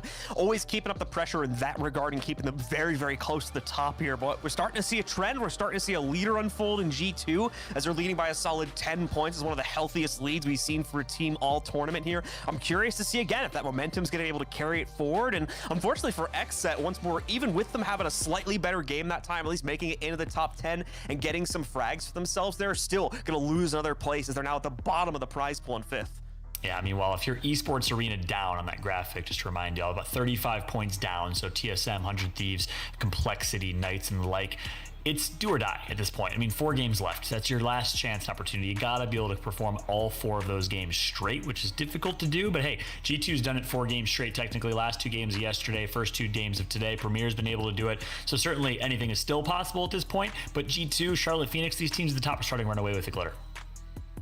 It's not surprising, but I thought maybe those teams at the top would have been a little bit more willing to be more passive in the first couple games of the day, kind of feel out the rest of the lobby and see how those teams at the bottom were going to play, maybe prepare for some very early game aggression from the squads that needed those additional points. But instead, the teams at the top have been like, no, we're not even going to let that happen. We're going to start the day out hot, and we're going to make sure that we don't even give them the opportunity to do that. Yeah, just keeping their foot on the gas pedal, which, by the way you want to play. The best defense, the best offense is a good offense. The best offense wins championships. I'm just going to keep using generic adages that don't make any sense here. But nonetheless, very aggressive play from our top teams in this competition as we get ready for game number 3, which is loading in.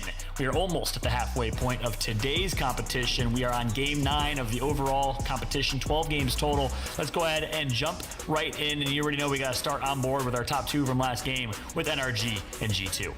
Let's get into it once again, ladies and gentlemen. Nearly halfway done already with the day's festivities and 3/4 of the way through our overall matches. So, as John was saying, gonna be see some teams. Okay, what's this G2 landing on top of another squad? Apparently, who are they fighting against? And meanwhile, as they're chasing down at least one member from these teams, that might be PGG sitting on the other end, possibly Charlotte Phoenix, if I'm identifying the skin correctly. But we'll see in a second if someone gets down. Not right now, though, as they're just gonna chase that player away. This is a scary start to the tree area. A G2 kind of just really dealing that damage to be like, listen, we're here. Don't come our way. And we'll let you live for now because it's Renegades. Okay, Renegades down there at Tree. G2 do almost clear out one of their players and then decide that they're going to back off, go back to Thermal, because obviously G2, we know, lands a Thermal. So they were just kind of pushed up a little bit, knowing that they have a little bit of cushion. And at this point, I think they're just trying to harass and scare people away because they can. There's no other reason for it. I mean, they've got the reputation to back it up, right? After the last 3 games here, 15 kills, 45 over the last 3 games alone, I think. So some really crazy stuff from them. They've got the reputation as they're now just going to try and bully their way through the first few minutes of this game and get our Renegades kind of off their loot game for the first few minutes here. It's also going to throw them off a little bit too, obviously, as they've got to run back and grab everything at Thermal Station where they wouldn't have been able to do that before. And they've got a long way to go as far as the rotate is concerned. Once again, we're going to be pulling even more north this time and a little bit to the east as well, as we'll favor something over towards either Fragment or once again Epicenter. Could go to really any of those zones over on the northeast side of the map, the frozen part of the map. Yeah, almost another, a little bit of a redo for those squads. Obviously, the teams that are in the zone have a second chance at trying to get some more points. But what we saw in that last match was that it was really the squads that were rotating in late, playing that edge, that did well for themselves, like the NRGs, obviously the G2s. I mean, you can see where everybody is in the zone. SSG is already starting to make their way in on that western side, going past Furia over in Countdown. And a lot of the teams in the north already starting to try and get themselves set up. You see 100 Thieves pushing in from Skyhook, also getting themselves towards Survey Camp. And W, I believe, is also making their push in up there as well. Everyone looks like they're kind of betting that it's going to be farther north this time around, favoring Climatizer, where we see Lazarus. And there's possibility for any of these squads that are landing down there, Absolute Monarchy, to try and clear them out early. Either way here, once again, as you're saying, a lot of teams working mainly on rotates right now, especially those that sit on the southern end of the map here. The Charlotte Phoenix roster catching some of the members of PGG as they try to rotate. I believe they're redeployed to Balloon to get themselves into the first circle zone. All 3 of them will make it past that here, as once again, inside of the complexity area, they're also in the midst of a small battle themselves as they get themselves going with a slight skirmish against another team, as they'll be one of the first to arrive here, and I think Lazarus will be on the other end of that skirmish. I think it might be Absolute Monarchy that they ran into, actually, right on the eastern side of that, potentially, and they're just going to try and at least get some throwables in here. Lazarus is right around the corner, though. They're all in like this weird triangle. Lazarus can obviously hear the action going on between Absolute Monarchy and Complexity. You can see Lazarus trying to push up, potentially see if there's maybe a third party potential for them, because they also don't want these teams to be too close to them if they can prevent it. So as Complexity and Absolute Monarchy focus on each other, deal a lot. They're using a lot of their utility. You can see that Lazarus is at least a little bit intrigued by it. A huge amount of nades being expended between both teams here. More than anything, just to take out the doors to kind of remove that comfortability for the setup inside of these buildings here. But obviously, again, the wasting of the caustic barrels isn't going to be too much of a loss. Those respawn fairly quickly, so they're going to be able to just chuck those down pretty much immediately after they are fended off. But still, all this pressure going to be focused on Complexity for the time being. It looks like Lazarus even trying to pop a couple shots off onto them as well, and certainly probably going to be trying to do the same to the Absolute Monarchy setup just across the way as well. Want to make both of those teams feel as uncomfortable as possible, as they will not be the only ones in this area. Just to the south, you've got 3+ other teams. BBG rotating into Epicenter, for instance. Knights in the facility just to the north of them. Way more, as once again, everyone just going to stack up inside of what will more than likely become the second circle zone here, should it pull that much further to the northeast. If it does, this is going to be yet another very, very spicy zone for us. I feel like we're just having a really good day of zone so far, and I'm very excited about it. Good enough. Forcing the early engagements at least here, as we're going to go to another fight that seems to be thrust upon Energy. They're going to get the heck out of here, though, after they heal up inside of their bubble, quickly using the Wraith portal to get them to a little bit better coverage inside of the facility itself here as they rotate themselves around and try to get away from that fight. But as I say that, it's looking like, again, Xset and Lazarus able to actually take down 2 out of 3 of the members of Energy, and as well, Complexity's Eye Shiny is able to finish off one of them, fully knocking them out and sealing away that KP. And we've seen NRG caught in these situations before where they are the unfortunate, they're on the receiving end of a very unlucky early game engagement. So we'll have to see what they're able to do now that they've lost some of their players. But Absolute Monarchy, Complexity decide that they want to just get rid of each other as early as possible. So much damage coming in, trying to clear out Complexity, but they're able to hold on so far. and see if they want to push back to the safety of their initial building.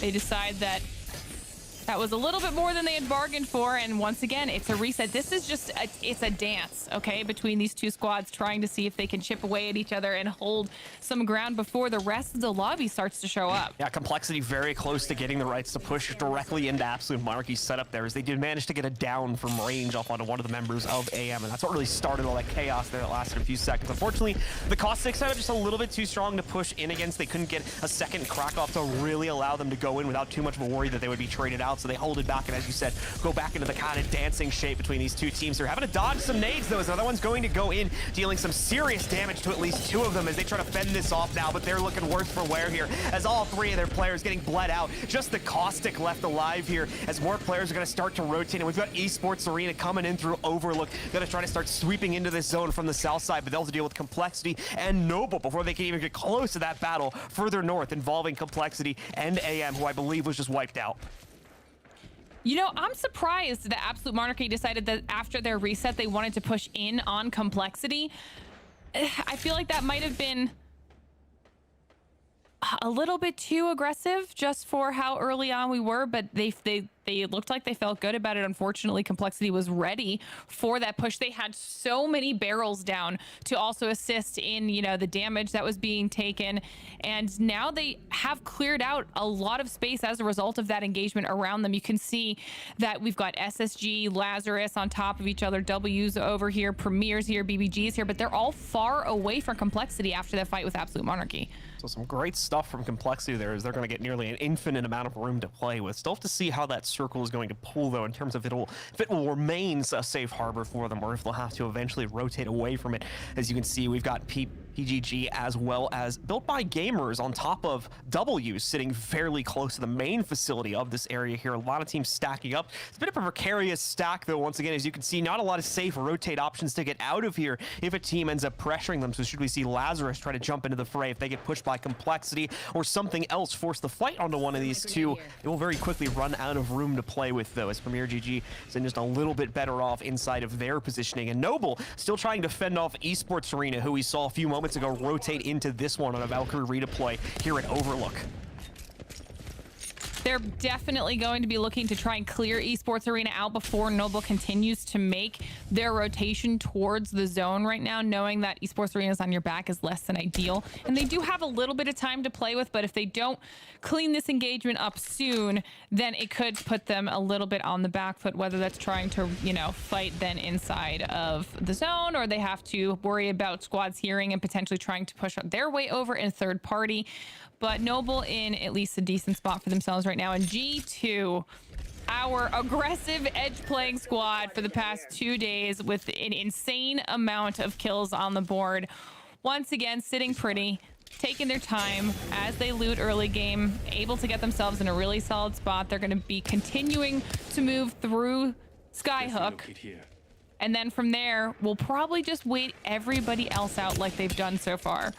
Designful wanting to get a bit of a surprise engagement going against that team across the way, as he manages to open up a tear there, get himself onto the roof very quickly to deploy to that position, but well, he gets 2 shots connected on the wingman, not going to be enough to follow through with it, just to gives them the room they need, however, to continue clearing out the rest of Skyhook here, as they're going to push their way forward and look to try and get into better position a bit closer to the circle itself, as once again, we'll have that second one begin to close in on G2 and the rest of the teams around here very, very shortly here. That doesn't mean they're going to avoid stepping into it here to finish off a few pieces of loot if they need to. And it isn't going to be Furia, our usual resident of Skyhook, that ends up rotating out first, as they take a little bit of heat from the push from Designful and are now going to move into the wider pastures of the next valley here, as it'll be a bit snowier as we move into the circles area. For Premier GG, though, they seem to have taken some heat. Like I said, not a whole lot of room to escape their current position, despite the fact they've got a lot of interior space to play with. If they need to leave it, it's not going to be too kind to them, as there's plenty of teams surrounding them at this point, and it is going to end up costing them a down on the hill. Not fully eliminated just yet, and it looks like he's found a fairly safe corner to play from, so possibly a good chance for someone else to come revive him. However, it looks like we came in the middle of a fight here, as another member of another team is also down fairly close to him, and in a second we'll probably see him get finished off. I think that might be a member from Ghost. If I caught it in the kill feed correctly, I think they were able to get a frag down on one person from Ghost.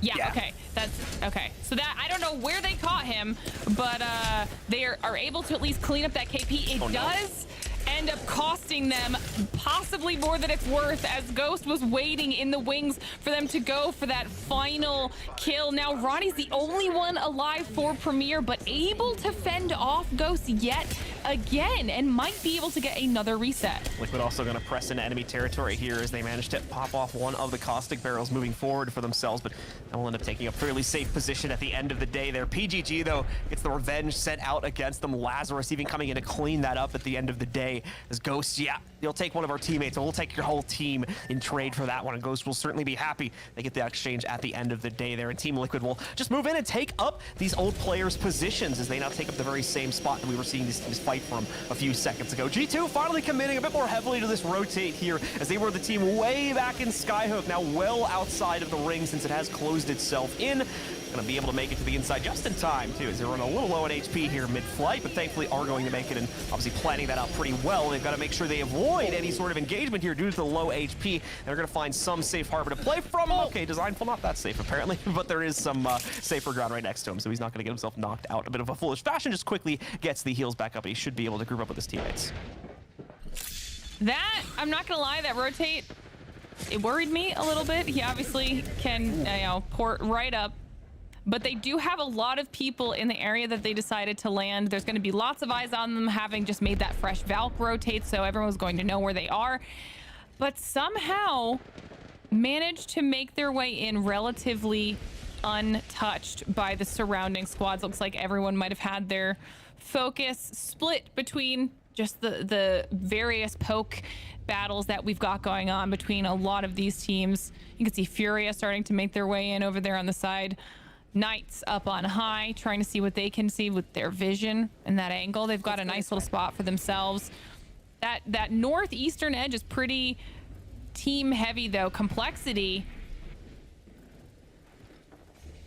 playing the edge a little bit for themselves, and they've been able to hold that one building for so long now. Yeah, but sitting nice and safe there ever since they were able to wipe out team pushing against them very early on in the game. Charlotte Phoenix also hugging the edge, but they're still worried about Noble, who I believe did manage to successfully take out Esports Arena while fending off their push from Overlook, and are now on the edge of the play themselves here, trying to figure out what exactly the best path forward to push past or take out Charlotte Phoenix is going to be. The good news is they might not have to worry about that too much. We can see Knights continuing to rotate in. They're going to take the southern edge of the circle, and they may find themselves thrusted into a battle against the Charlotte Phoenix roster, kind of taking some of the heat off of Noble to finish that one off. But you've also got TSM and Xset lurking close by, currently staring each other down, and on top of that, we still have a rat in play too from Ghost. Madness survived that encounter from earlier after getting third-partied by Lazarus, and he was able to escape, but is now just playing for placements, push that team's overall point total as high as possible outside of this game.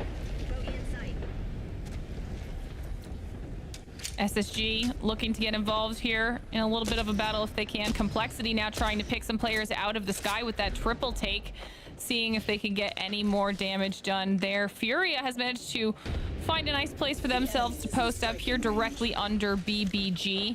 They are surrounded by a decent amount of squads here, but no one really going for that push yet. 16 squads still are left, and a lot of them are going to continue holding out here as they have managed to at least claim a little bit of space for every squad in this next zone.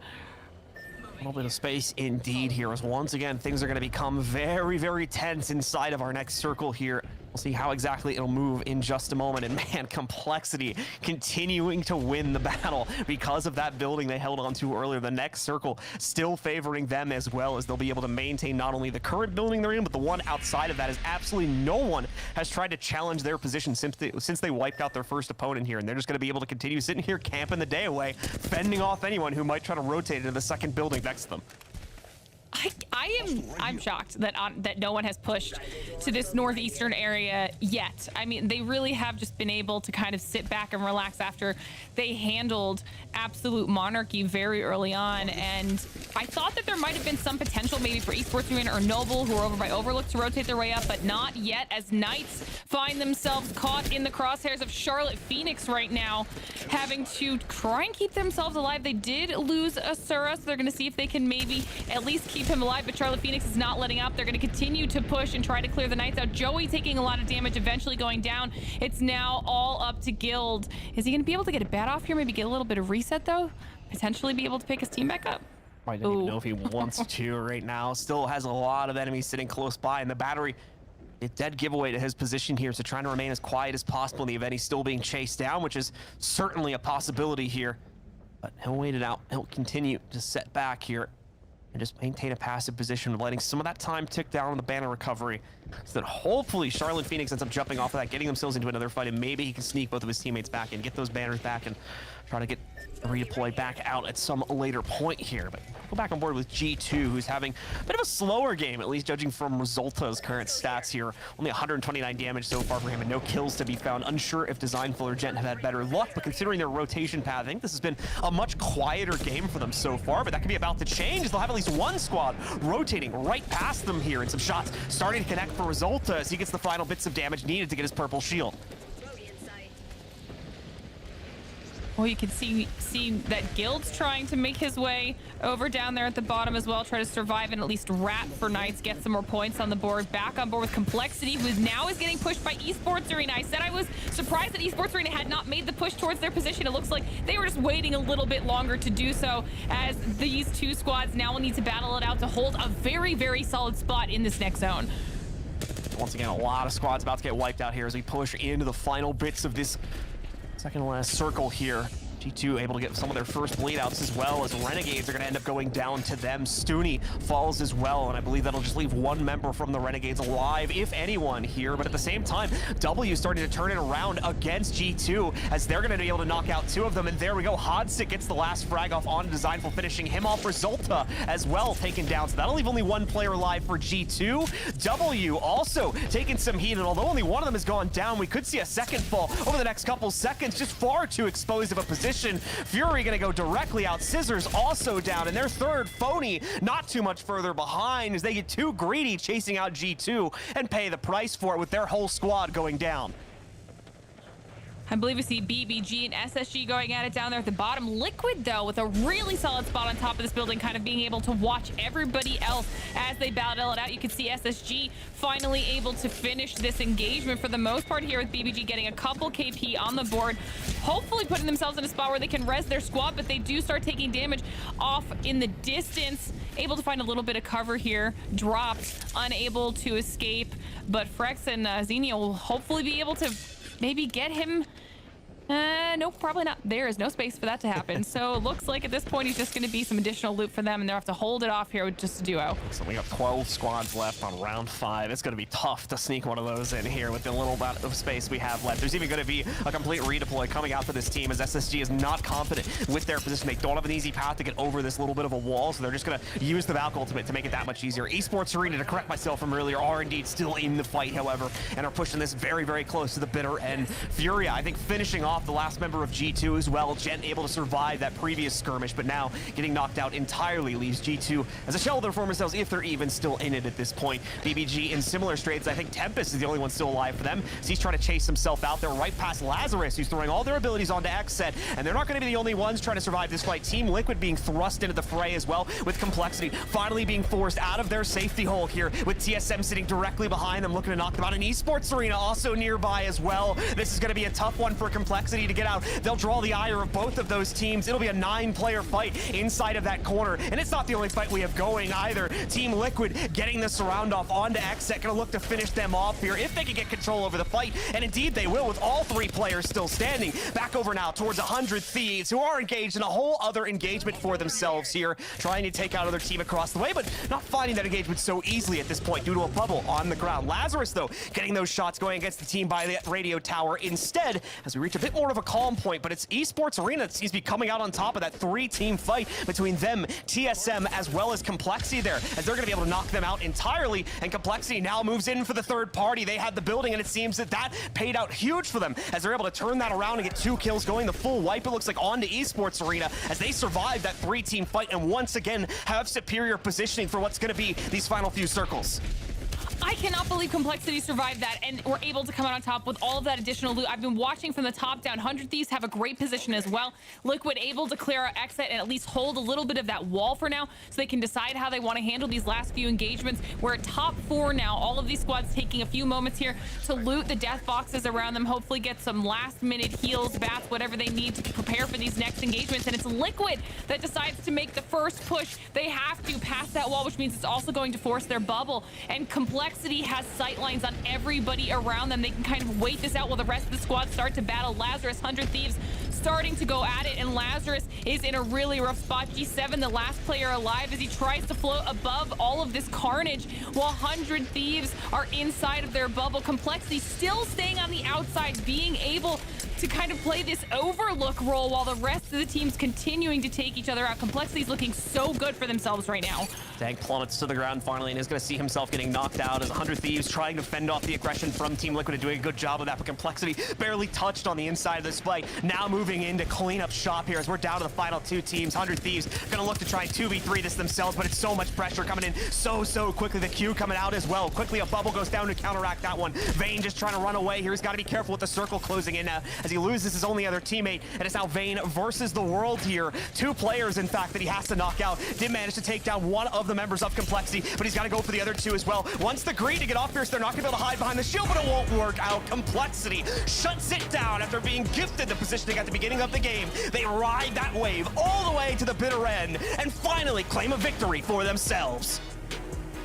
It finally works out for Complexity. I mean, this is what we were looking for.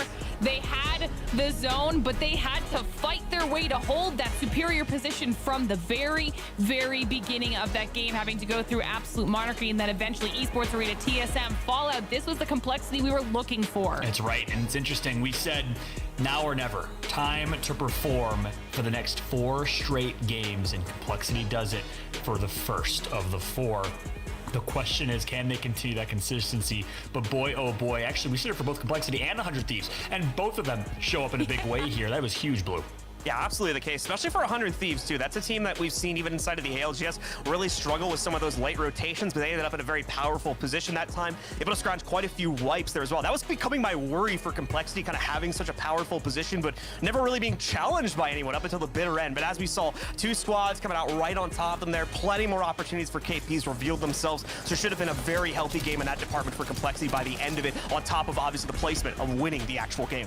Yeah, a busy early game and a busy late game for Complexity here as they end up on top. But Glitter, walk me through this one alongside Blue here. What do we see in game 3? I think we're getting a little bit of a look here to see what happened to TSM on their journey into the safe area. We did see Guild for Knights able to survive for a little while there, get themselves a few more placement points for the Knight squad, but Knights having an unlucky exit. G2 also struggling a little bit this time around in the zone. I mean, for me, it really is the Cinderella story of Complexity. You could see just how hectic it was getting here between Esports Arena, TSM on both sides of Complexity's building, and all they're left with is this sliver of a corner, which has a doorway in it, so it's not even like they have a ton of cover in there, and somehow Complexity still come out on top between those 2 squads being surrounding them.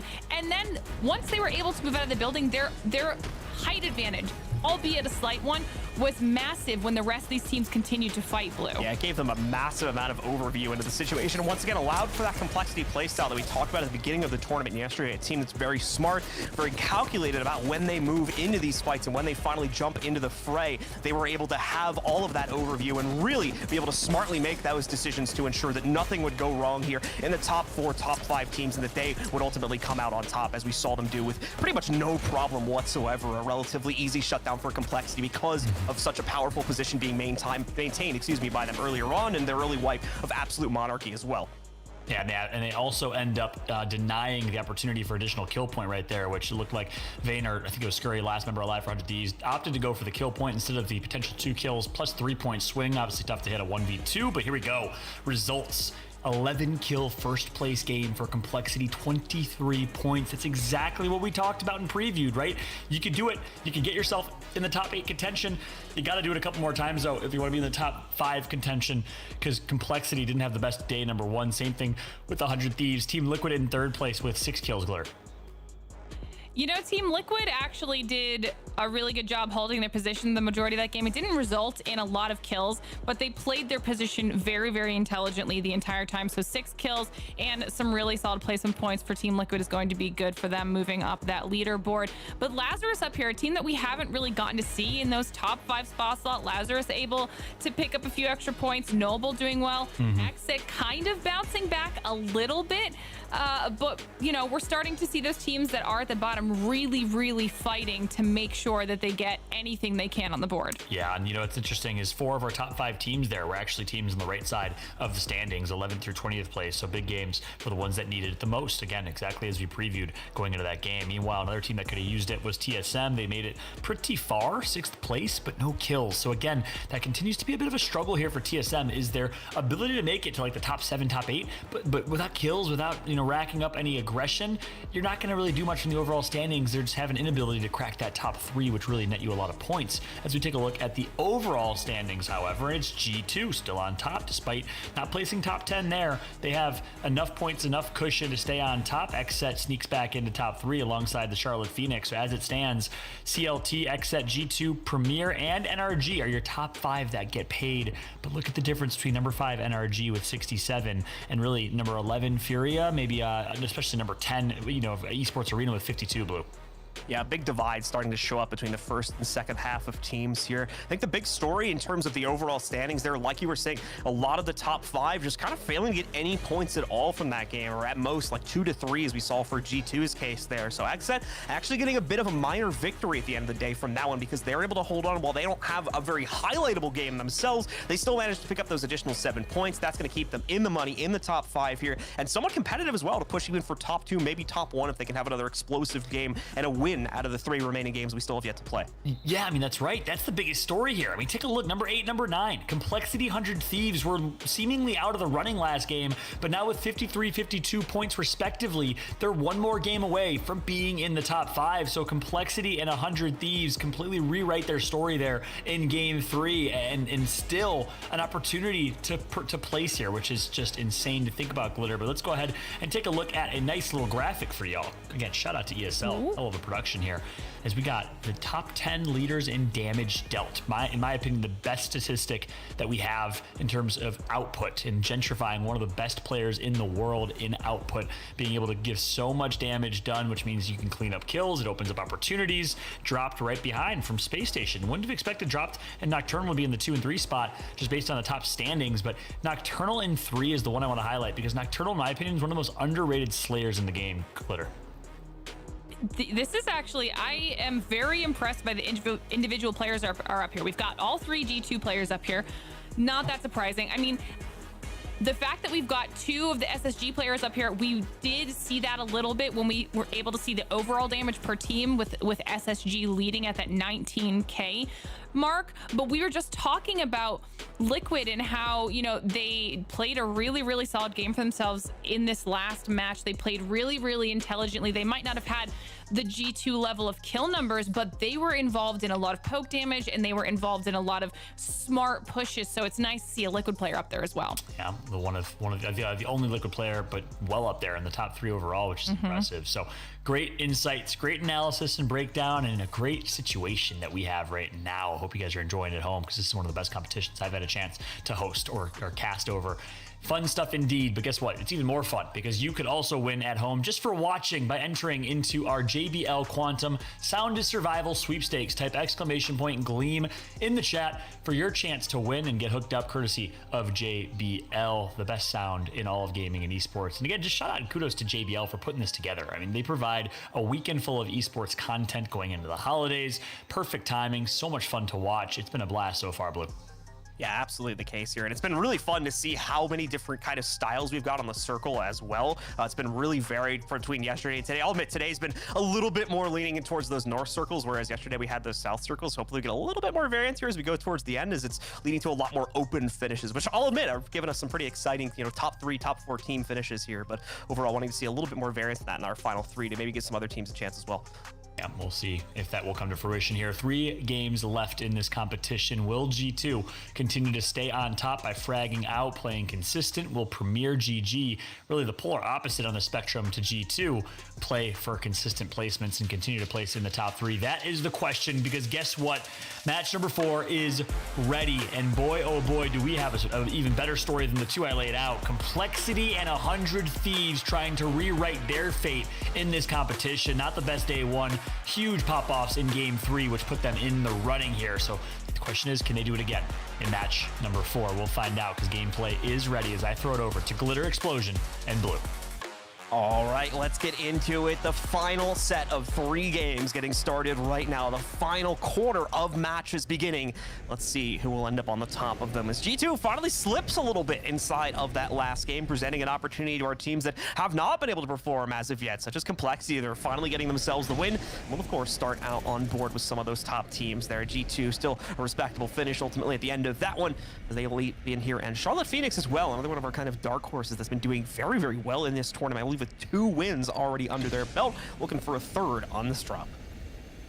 Honestly, of all times for any of our top teams to slip up a little bit, it is when all of the top teams are slipping up a little bit, because it at least it's almost like this little bit of a reset. It gives a lot of points to the teams down there at the bottom to give them an opportunity to start climbing up the leaderboards without shaking up that top 5 too dramatically for those squads that are really trying to keep themselves in the money, as we get our first look at where the zone is going to pull. And you asked for it, Blue. You asked for a little bit of variety, some southernness to those zones, and it looks like we're going to get it. Absolutely the case here. Going to provide a lot more cover to our teams this time compared to the very open finishes we've had for the majority of our games so far today here. Our teams really haven't had any cover to play with. We're going to go to something hopefully that'll give them a bit more to work with here and won't pressure so many of our teams into the open so early, giving them a chance to fight for top placement here in our 4th game of the day.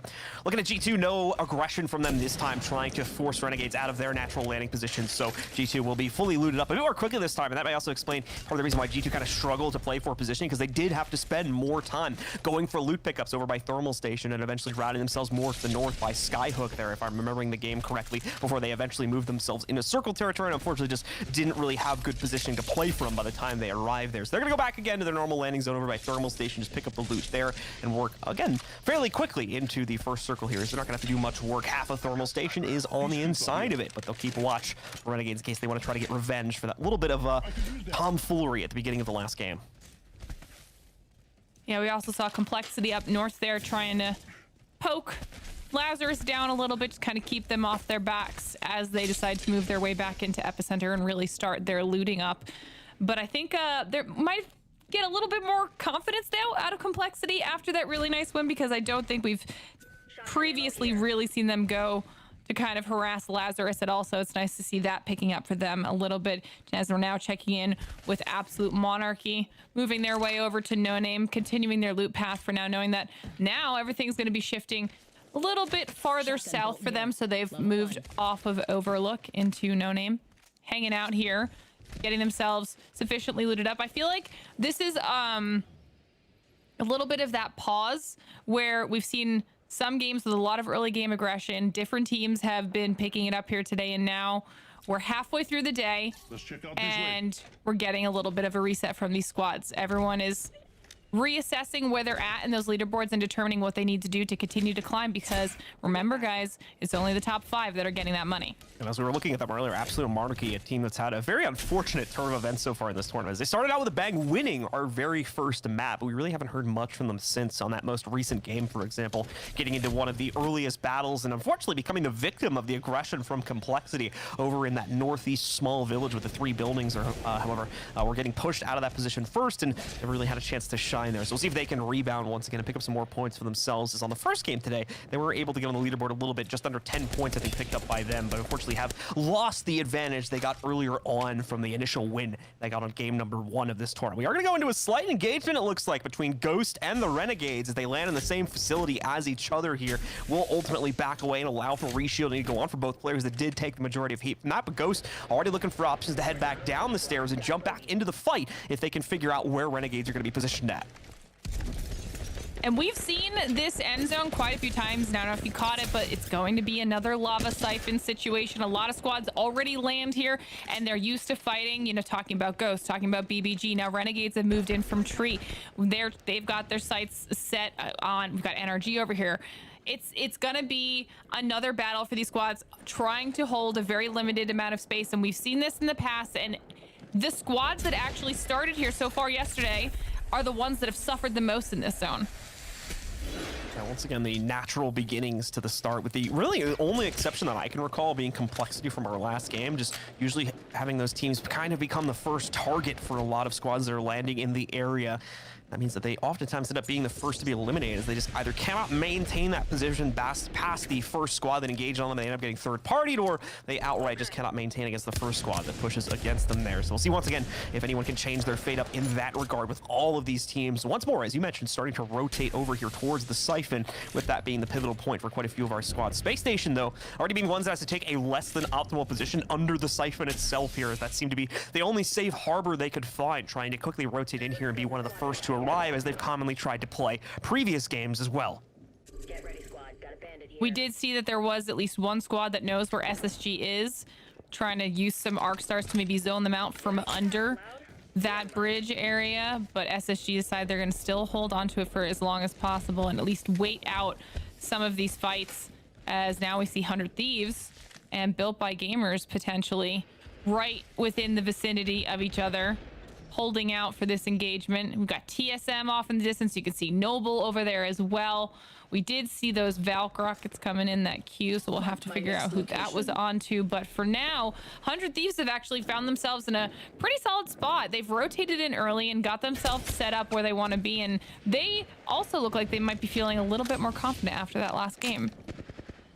So Ghost waiting for a chance to maybe jump down and leap onto their opponents that also maintain control over this facility right now. But more than anything, to keep overview on the surrounding teams here, make sure no one tries to get too aggressive too quickly, and more importantly, teams cannot rotate into those powerful positions. As you can see, Madness catching one of the items being stolen there by the black market, so he knows that someone's nearby and is able to connect a couple shots in onto these team spots. The Space Station or their squad in the distance there as well. But as we shift our perspective to Lazarus, who are quickly rotating down to the south here, gonna stop at the replicator real quick for a few upgrades, pick up a few shields for themselves and a few batteries also, as they have the opportunity and the points to build that up for themselves. And I think they're even gonna grab 2 more before they walk away here.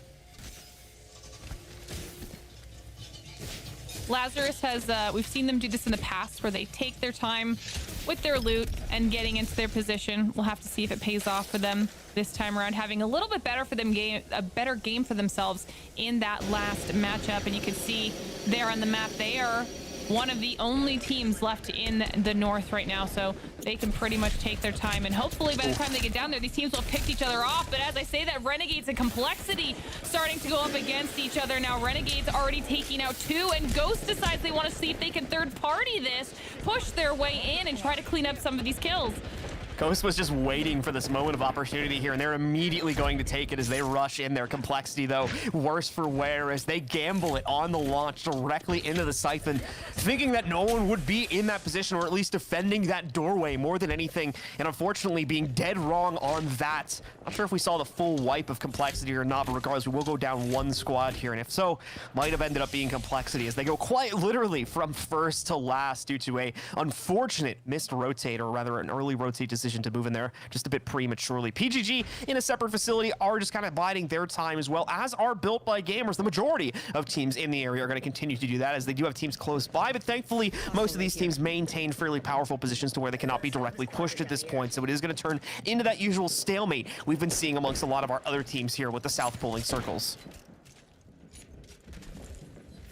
Can also see G2 down there on the map over by Tree, slowly making their way in, continuing their edge play. Furia is up by Harvester. Knights still holding out. They've decided to not make their way in, right just above Geyser over in that no-name area.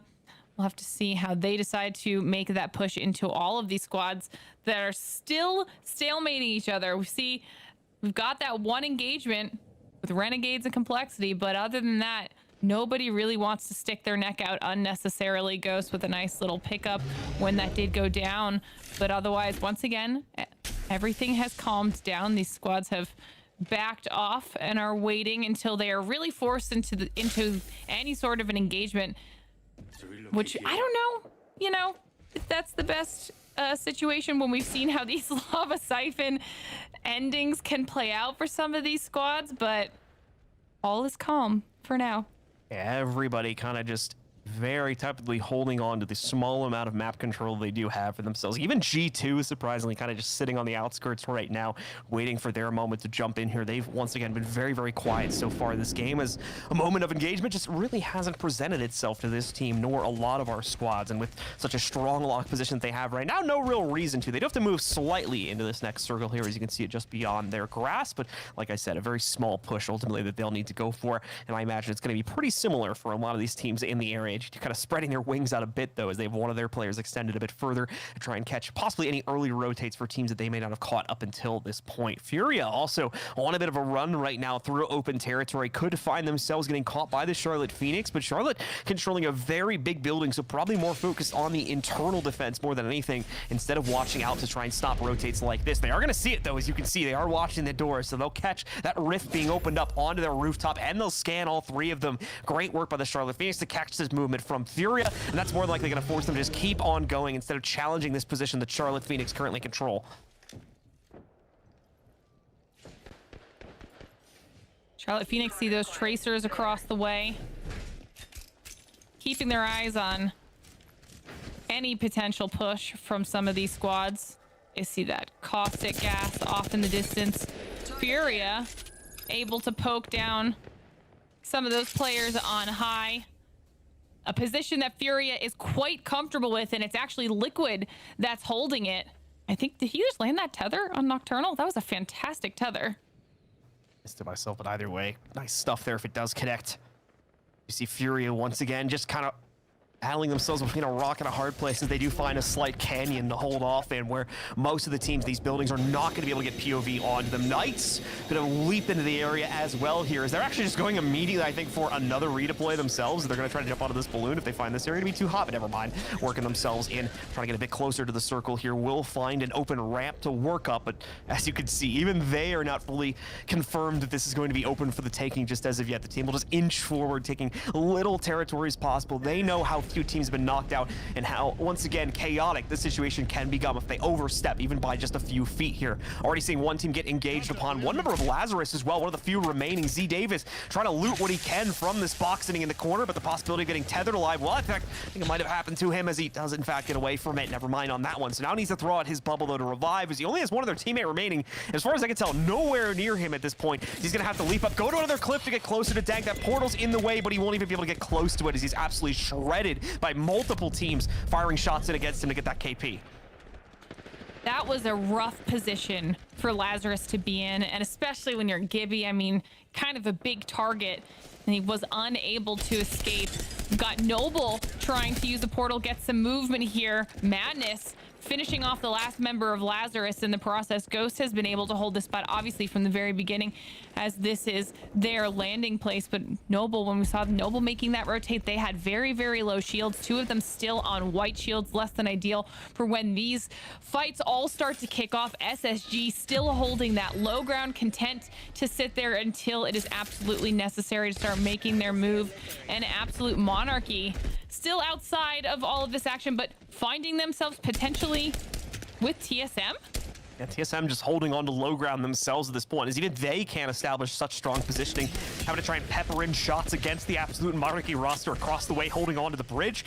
No Crocs yet, so no capability for them to try and push forward and outright take the fight, so they'll continue to hold by the rocks here as the time ticks down against the build-up here, and we finally see Absolute Monarchy where they're positioned a bit more accurately. We can see a few of them hiding out down below the rocks, while at least one of them takes on the bridge, and TSM is currently thinking about how exactly the best way to approach this is going to be. They will be forced into the fight here over the next 30 seconds due to the circle starting to close in on them, so they are going to have to make a plan forward, and oh no, that defensive bombardment going to land directly on top of them, so they'll have to quickly scatter and look for a new way to re-engage here against AM. TSM have enough time to at least get some shields back up. Sung decides to poke from on high, has a nice little angle for himself. You can see Stomps also above, being able to shoot down onto those members of TSM. Verhulst. Knowing that Verhulst is even higher, though. Verhulst in a really solid position, able to at least start chipping away at the people on the low ground, at least keep his squad alive in the process, using his Valkyrie as a little bit of a zoning component there. But Fury hears all this action going down, and they're looking to try and get in on it. Yeah, this fight has been going on for far too long. I was surprised we already didn't have another team trying to jump in and clean up these two squads, but it seems like Furia is going to be the one to do it, and possibly a fourth being added to this as well for catching the Tracers correctly. Either way, TSM, props to them for holding on against so much pressure that's been coming in from Absolute Monarchy, as they just haven't been able to get the damage necessary to fully commit to this one. Now finally going to see the fight come to full blows, though, as Absolute Monarchy is going to lose one of their own here, but at the same time, they traded out against a member of TSM. No shields for either of the Absolute Monarchy players. They will be able to wipe out, it looks like, TSM's remaining roster members, but they've now got to contend with Furia as well. And elsewhere on the map, 100 Thieves wiping out BBG, taking them out of the fray, but now having to survive as they are also engaged in a third-party situation. Absolute Monarchy getting themselves back to full HPs. They are still contending with Fury at this point, with the defensive bombardment coming down against them right now. They've got some tools to use to fend off Fury if they want to commit to the full push. The caustic grenade is available, for instance, and of course a few canisters should be down on the ground by this point, but as you can see, it's a slow process to get them back up to full HP. But Furia, surprisingly, is hesitant to take this fight, so AM will continue to be given the time they need to recover.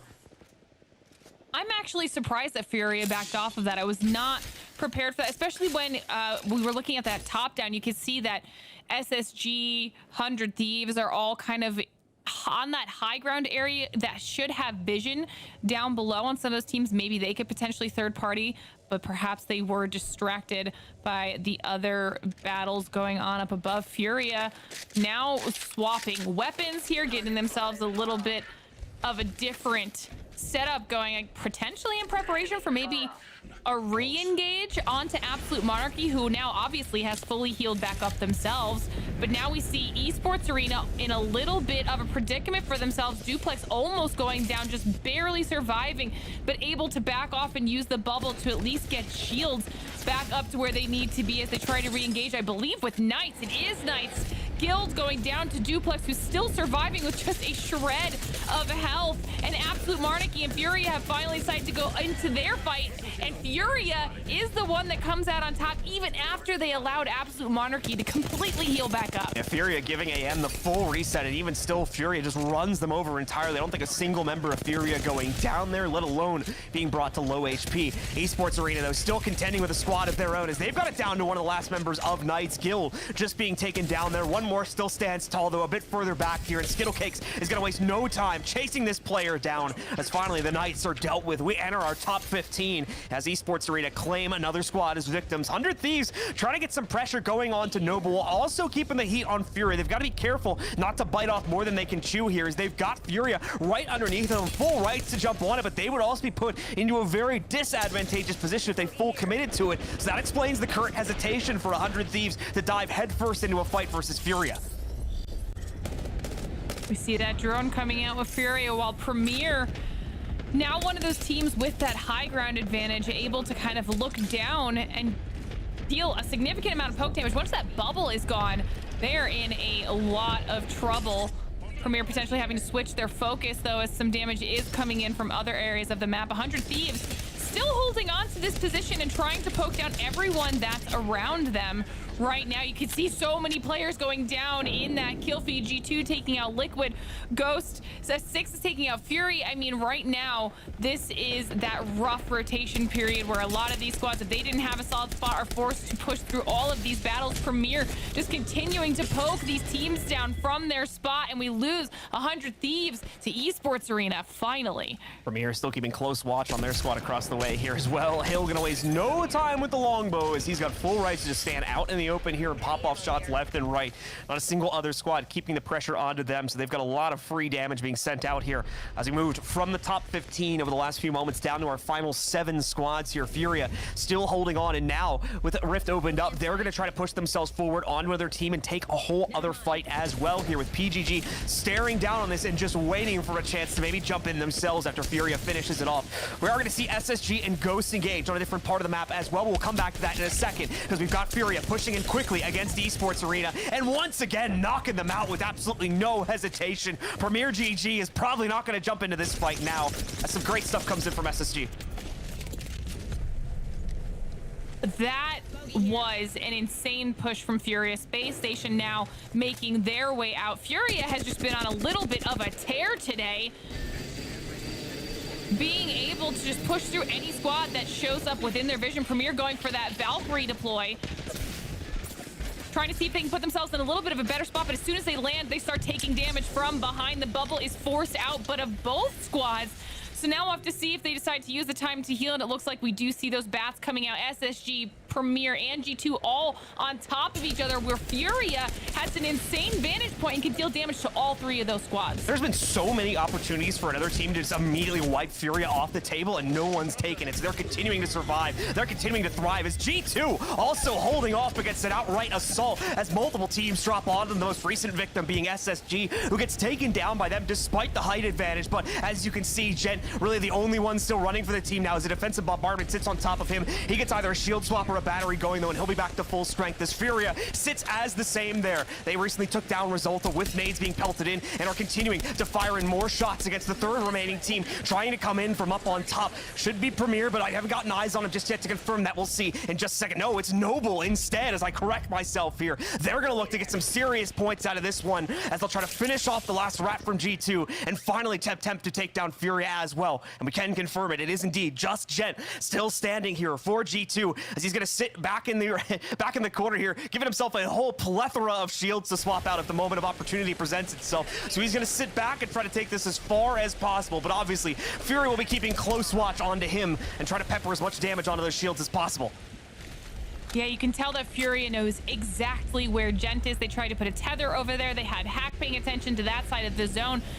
But they are eventually going to have to switch their focus to Noble. And look how spread out Noble is right now, trying to cover as much space of the zone as possible, while Gent just tries to find somewhere that he can at least live to see another day. But Furia has zero intention of letting him do that. They're able to clear him out. Now they can switch their focus fully onto Noble. They've got the bubble down, trying to get those batteries off before they have to finish this final engagement. But Noble looks like they're ready to make that push. Furia with a scrappy game so far. A lot of kills built up by them, and they have finally met their match at the hands of Noble, who are going to swing down the hill here, try to finish them off. Furia trading onto one of them, however, but as we see Rax holding on, but Hakulo has taken down Rax and their two teammates here. However, no, it's not going to be enough as we see the Wraith still is up, and they're going to clean it up instead here. Nice stuff from Noble as they claim our fourth map of the day.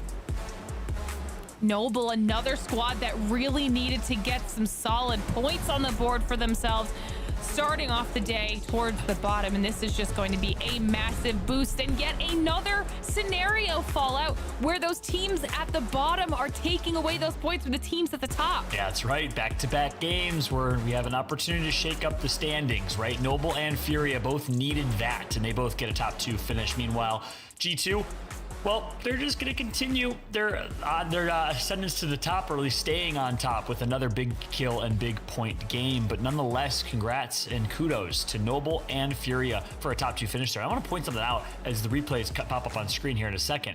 I think what won Noble that game, obviously a lot of things, but one thing in particular was Furia trying to kill Gent, the rat, may have single-handedly won Noble the game. Reason being, Furia actually had to pop their dome shield, and they had no Gibraltar dome shield in the late game. They were on low ground. I think that cost him big time, Blue. Yeah, very good point. It got them into the open, allowed for some serious damage to come in from Noble, and that was the initiation right they needed here to jump into the fray and finally get that final fight started. That was ultimately going to be the big issue for them, as Furia had taken on multiple other teams despite a height disadvantage as well, and it won against them. But finally right there, as you said, moving out in the open, while yes, they did get the extra KP for finishing off Gen, they also took a lot of damage from having to step out into the open in the first place, and were never given truly the chance to recover, as Noble had all that time to rush in on top of them and finish them off. Yeah, meanwhile, TSM gets taken out early. Unfortunate game for TSM again, and you wonder if that just might be an unfortunate 2 days of competition for TSM. But hey, losing is learning. Hopefully an opportunity for them to continue to mesh as a team. And obviously, interesting thing with TSM, just one last point on that, is, you know, traditionally Verholst was on ESA, which is a very aggressive edge fighting team, hard edge. TSM, exact opposite. They're hard rotate, and you know, I wonder if they might just have to kind of adjust their style a little bit to mesh with Verholst as opposed to the opposite scenario. Ooh, That's a good point. And if that is becoming an issue for them, at least they have the opportunity in these types of events to work on that and really figure out what type of system is going to help them mesh together, because that's something they want to get nailed down moving into, you know, future competitive events for Apex. That's not something they want to be dealing with for much longer, especially when you can see that so many of these teams have really improved even in just the 2 weeks from the last split. Yeah, that's right, and especially heading into playoffs, right? Coming up here soon, we do have a major ALGS competition. If you're just watching Apex for the first time, make sure to mark your calendar and get ready for playoffs next month as we take a look here. Huge gains for Noble and Furia. Not necessarily as big as we saw Complexity last game with a 23 or 24 point game, but just there, right? 19 and 20 points respectively for Furia and Noble. Meanwhile, Space Station, G2, two of our teams that are also on top of the leaderboards, really doing well. That was a big performance, kind of a must-perform game for Space Station, though, I'd say, Blue. Yeah, not only them too, Space Station holding on there, but once again, Premier kind of sneaking in some points towards the bottom of it itself. A very nice 8 points can be picked up from them, and that's really what's going to make the difference between like third and fourth place, allow you to move up that one extra position. Where we saw it again, the prizes differ by a huge margin if you can move up even those 1 or 2 positions. So that's good for Premier, and once again to sneak those points in. Esports Arena doing the same thing. Unfortunately, they're still a little bit too far behind, so it's not going to make the big difference they need with only 7 being picked up. But Furia and Noble both having some excellent games, and Furia a well-deserved 10-kill game as they had to fight multiple squads jumping onto them as well and managed to win just so many outright 3v3s. Yeah, that's big for the squad that drops in the northwest side of the map in Countdown. Nice job from Furia. As we take a look at the second page here, Complexity, 20th place. They get taken out early, so we said you got to perform every single game from here on out. They go big in match 3 with a win. Fortunately, can't repeat that success in match number 4, but there's 2 more games left to do it. We'll see if they can as we wrap up page number 2 and take a look at the overall standings. G2, oh my G, 100 points. They officially hit the 3-digit mark. Congrats to them, and if they can just continue to scrap together elims here, they don't even need a place, they should be able to hold on to first. But Premier GG, I didn't think that 8-point game was going to be a whole lot for them, but it was enough to get them into second. Just look how competitive it is all the way down to 100 Thieves. Noble, Complexity with 53 with 2 games left here. Glitter. I mean, the fact that we've got NRG and SSG tied at 69 points at the bubble, at that 5th place, that's where our prize bubble is. Okay, they're now battling it out to just maintain themselves there and then not to be dissuaded. 1 point behind Team Liquid. I mean, like you're saying, Esports Arena is not even that far behind because we've seen them get 2 wins in a day, and they were these last games. That was when they really picked it up on that first day. This is getting closer and closer by the game. Yeah, that's right. And the only hope for the likes of TSM, and maybe even throw potentially Complexity and a few others, is back-to-back 25-point games. And even if then you're only going to get a max 85 points and you might barely get a 5th place finish here. Certainly not over yet with 2 games left, but you got to go huge. You need at least 13 kills plus a 1st place finish. Time to turn things up. And hey, you know what? Why not? And if, in my eyes, back to the point I made earlier, if you're TSM, you might be slightly out of the running here. The only chance you have is to go big, play high kills. Why not test the waters a little bit in a highly competitive lobby to see, does a aggressive edge playstyle work for us going into playoffs? Should we consider going back to the drawing boards for this last month of practice? I think now is a good time to test that out, Blue. Yeah, absolutely the case. And I think towards some of the later end of the ALGS games, we saw them kind of toying with that slightly, not in terms of an overall play style, but we saw moments where they were more than willing, with Verhulst kind of leading the charge to take some more aggressive fights, to be the one to engage here instead of waiting it out and, kind of waiting until that last second, or when they have an absolute third-party opportunity to jump into the fight there. So I think they have that tendency. They definitely have some thoughts in mind about how to build up towards it. It's just about making the decision of, we want to try and commit to this for these last few games and maybe for these last few weeks of practice before we get into the Split 1 playoffs. Yeah, that's right. And they definitely have the skill. We know that's for sure. Reps, Imperial Hal, and Verhulst. We know 3 pound-for-pound great fighters as well. So we'll see how they decide to play it in these last 2 games. But we're going to jump to a quick break. However, give the players a chance to rest in a 6-game grind. When we come back, though, we got game number 5. 2 matches left. 2 more opportunities for TSM, Complexity, and the like to skyrocket in the standings. Or will we see G2 and Premier and the rest stay on top? We'll find out after this.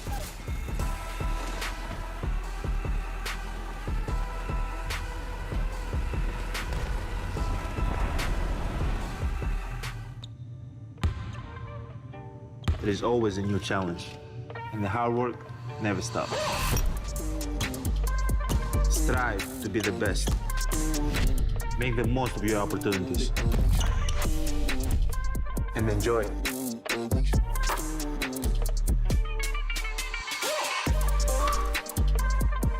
Introducing the JBL Freak Edition wireless headphones, designed by Giannis. James, I have to tell you how I feel. I love you, JHB. I know it may sound crazy, but I can see us living together. Well, your silence says everything, James. Goodbye forever. James. Sorry, I couldn't hear you. I was wearing these awesome JBL Quantum headphones. Look, it's me as a cat. The nose and the whiskers. Isn't that cute?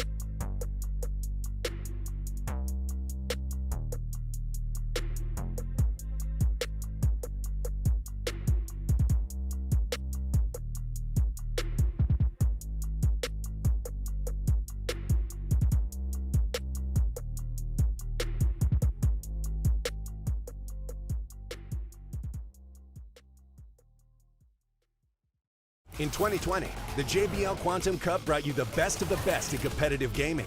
Watch this year's top teams compete, play with the pros, win JBL products and cash payouts. JBL Quantum Cup. Watch, play, win. Welcome back, everybody, to the JBL Quantum Cup Apex Legends NA Invitational Fallout here, joined alongside Glitter, Explosion, and Blue as we've had a chance to enjoy now what has been 10 games of entertaining Apex Legends, and I gotta tell you, some of the most entertaining games I've seen, Glitter. to say the least, okay? I mean, these teams are battling it out tooth and nail. They know that they have a very limited amount of time left to really get themselves in those top 5 spots to take home some money and obviously some pride points along with it and the NFT trophy. There's a lot on the line here. Yeah, don't sleep on that NFT trophy. That thing's a beaut. Who knows what it'll be worth one day, you know? Crypto. Exactly. Know what I'm saying? As we take a look here, we showed the damage done stats and graphics earlier. Let's take a look at that kills leaderboard to see who's on top in overall kills. Who's cleaning them up? It's Resulta. My man Gent does the damage. I can't remember if it was Gent or Designful that was in first. Y'all remember in damage? I want to say it was Gent, actually. I think it was Gent. I think it was. Yeah, I think it was too. I think it was Gent because he's been ratting a little bit from time to time, so I think he's been sneaking off an extra, like, 200 to 300 damage compared to his teammates just because he's on the Wraith right now. Yeah, That kind of that would make sense. But can we just talk about, though, the top 3 kills leaderboard players are all G2. That's insane. Result of my man Gibby.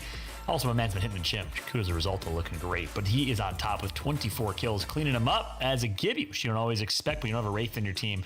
I guess that makes sense. Meanwhile, Nathan doing Nathan things in 4th place on NRG. Crook slaying out. You heard yesterday in the interview, he'll talk about how skillful Crook is, how he's able to pull out kills out of nowhere. We also have a headshots leaderboard. Let's take a look and see who has the most headshots. Something tells me Resulta might be on top of this one as well. No, it's Nocturnal putting in work with the headies.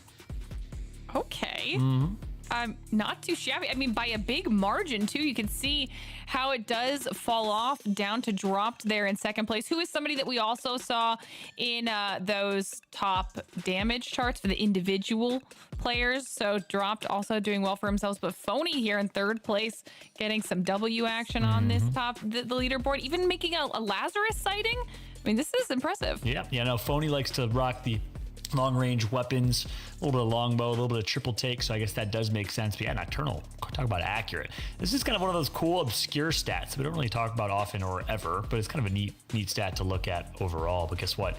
We do have gameplay around the corner. Kudos again to ESL for giving us some statistics, some analytical breakdown here, but we have 2 games left, 2 more opportunities, and I've said it for a couple games now, do or die. But quite literally, this is the last game and opportunity for anyone under 10th place to even have a chance at breathing top 5, at looking at even feeling top 5 right now. So of the teams that are on that 2nd page of the leaderboards blue, which team do you think has the best chance to do it? Complexity, 100 Thieves, TSM, or the like? I would argue again, it's got to be like one of those first 2 at this point, just because of the point gap that still exists. I'm hoping it comes out of Complexity. Complexity getting a huge boon gifted to them because of that positioning they had in the 1 game. So you're going to need to try and find something like that once again, as we saw the immediate game following that one. Unfortunately, they ran into issues of just trying to get to positions early once again, and unfortunately paying the price for as they rotate right into another team. So going to have to fix that, but hopefully we can see them bounce back and try to push into our top 5 in these last 2 games. Yeah, we'll see if Complexity can do it. Dropping over in Epicenter, Climatizer area, northern side of the map. Game number 5 is upon us. And here, last opportunity for the likes of Complexity, 100 Thieves, Noble, Knights, and others to even have a chance. Meanwhile, G2 is fragging. Let's see what they can do here. In game number 5, their second to last game in this competition, Glitter and Blue, take it away. All right, so let's get into it, ladies and gentlemen. As Don was saying, the window of opportunity quickly closing for the bottom half of our teams, but they're not all out of it just yet. Teams like Complexity and more recently Furia having some good games for themselves, still in the fight, still with a chance to claim some prize money here if they can push into the top 5. And that top 1 position is nearly all but secured for G2. That's going to be some of our heavy hitters that have to come in to challenge them in these last few games. And more importantly, trying to knock G2 out early so they cannot continue the climb that they have seemingly been on since the later half of yesterday. And I know we're talking about a lot of these teams that are trying to fight their way into that top 5, but those teams that are already in the top 5 are not about to let that go easily as we get a look here at where the zone is going to go. Currently, very, very much favoring NRG and G2, our squads that are already in that top 5 position. However, we've seen in the past, we saw in day 1, those first 2 zones were this very similar thermal station type zone, and it actually didn't go the way of G2, the team that has been more comfortable playing that edge, pushing in and then fragging out towards the late game. So this will actually be very interesting to see how G2 handles this. It's important to know too that Circle is going to cut off that small village to the southwest of Thermal fairly early this time compared to the last 2 times the Circle went into that neighborhood, and we saw teams abusing that area quite heavily. As you'll see there, the very first Circle cuts it in half, and the second one nearly eclipses it entirely. So teams are not going to be able to rely on that stack of buildings down there. They're going to have to pull much more into Thermal Station itself, and as we're seeing parts of staging too, but eventually probably ending fairly close to the station itself here, and another very open finish for a lot of our teams here if they're not going to be one of the first to move in and take coverage. Speaking of teams going for the early rotates, it's Space Station once again, immediately jumping into the zone of the tier 2 Circle as they push themselves towards it very early on here from their initial drop zone. Yeah, SSG have a good drop to make this a nice quick and easy push. Renegades also will, as they're over by tree, so they don't have very far for them to go and start posting up. Now, we've seen G2 avoid that God spot. I'm going to be interested to see if they decide they want that on high spot right now. Noble going for the Valk rotate, trying to get themselves up as Exit also lands in from their redeploy. Exit still hasn't really shown back up for me yet here on day 2 after their performance in that first day, and as a result we've seen them continuously falling down our leaderboard, and there's not a whole lot of time for them to bounce back. The good news is they've been holding on still slightly, picking up small amounts of points in each of the games so far today, anything between 5 and 10 on average, so they're still just barely holding on to a top 5 positioning, and where some of our other teams have found themselves getting knocked out very early on with 0 points to claim, they have not run into that issue as of yet. So as long as they stay consistent and are able to pick up something between 5 and 15 points for each of these games here, they're still going to be in very heavy contention to place highly, trying to chase top 1 maybe out of the cards for them at this point, as I believe they currently sit in 5th, but still maintaining a high placement is certainly there if we can see one more excellent game for them out of the 2 remaining. G2, as we were talking about this earlier, do decide to go for the God spot up on top in this tower position in the center of Thermal Station. They'll finally take the risk on it and see if it pays off, with so many teams more than likely rotating into this part of the map fairly soon over the next 5 minutes or so. And Complexity actually nearly losing a few of their players to Furia here, as we're going to see at least one get cracked trying to go for the Valkyrie redeploy over this canyon and into the next area closer to the zone. Yeah, hopefully they'll be able to find somewhere safe to land so they can get their shields healed back up to a safe place before they continue rotating into the zone. Right now they are safe, so that if they want to hold here for a little while they can. It sounds like they're going to set up camp, hearing those caustic barrels start to get put down as Liquid also starts making their rotation towards the safe zone, them favoring that western edge going through Lava. Fisher looking to see if there's any squads in their way, knowing that obviously the likes of SSG come through here. Energy will be here, but Energy's already made that quick rotate into the Rotunda building. They're going to be holding that for the time being in Thermal Station. G2 has dropped down, seeing if they can maybe pick up some more loot before they are permanently relegated to the top of this God spot, because that is the one thing you do have to consider when you decide to post up here this early on, is the fact that without that Loba on their squad, they will be relatively limited with their ability to continuously replenish their loot, so they can't really waste what little they do have. That actually might explain why Designful is not with the team up on top of Godspot right now. As you might, those of you might have caught it, he's actually a little bit lower, trying to probably scavenge some loot from the lower areas surrounding the Godspot before eventually grouping up with the rest of the team for a late game position here. Team Liquid, in the meanwhile, leaped into the hot zone of the hot circle here, which is our tier 2 enclosure, already trying to fight for positioning against another team, as they are hot on the heels, it looks like, of Complexity, who once again just cannot escape a fight, as they were being chased earlier by Furia and are now forced into a fight versus Team Liquid. So far doing well though to defend themselves here, as we are going to see them quickly take out Flanker. Energy and Ghost also engaged elsewhere on the map. We'll catch up with that later here, as Complexity still trying to survive. This was a team that we talked about needing to find that high placement, and they're going to do their best here, fending off the first offenders, as Team Liquid is actually going to be our first team to be knocked out. You know, it looked like Complexity wanted that engagement. They looked very confident in that initial push against Liquid, so hopefully the tide is starting to change here for Complexity. Massive loot going their way once they're able to finish that fight out. NRG had cleared out Ghost players. I think there may be one Ghost player remaining still that NRG Energy has to deal with, possibly more, but they are taking a lot of damage. And in fact, Rocker does go down at the hands of Madness. Sweet decides to trade him out. They are all so low, though, that they do not have the time to really go for any sorts of heals. Maybe they're going to be able to get that shield swap there on the dead body. The Thermites come in, continuing to take NRG down, and they are in a really tough position.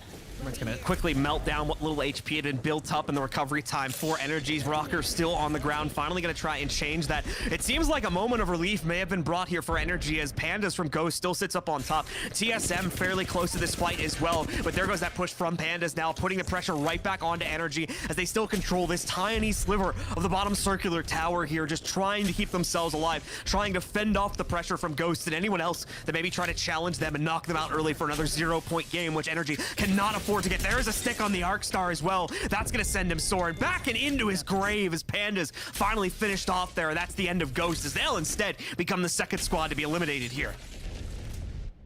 That was a huge Arc Star for NRG. But wait, is G2 deciding they might want to go in and third party this? Yep, great opportunity coming in for G2 here to immediately shut this one down. Designful, he's thinking about it though as he rotates back around the stairs, sees the bubble in the way, and sees the majority of this Energy roster starting to loot themselves up. Designful, in fact, going to loot himself up a little bit here as he finds a death box on the ground with a bit of ammo for him to pick up. So we'll scavenge that. Jet also still not at full HP, so they have the high ground over Energy. They don't have to worry about being pushed by them as they can very easily turn that back on its heels. So they're going to just take this territory and be happy with it despite the close proximity of Energy below them.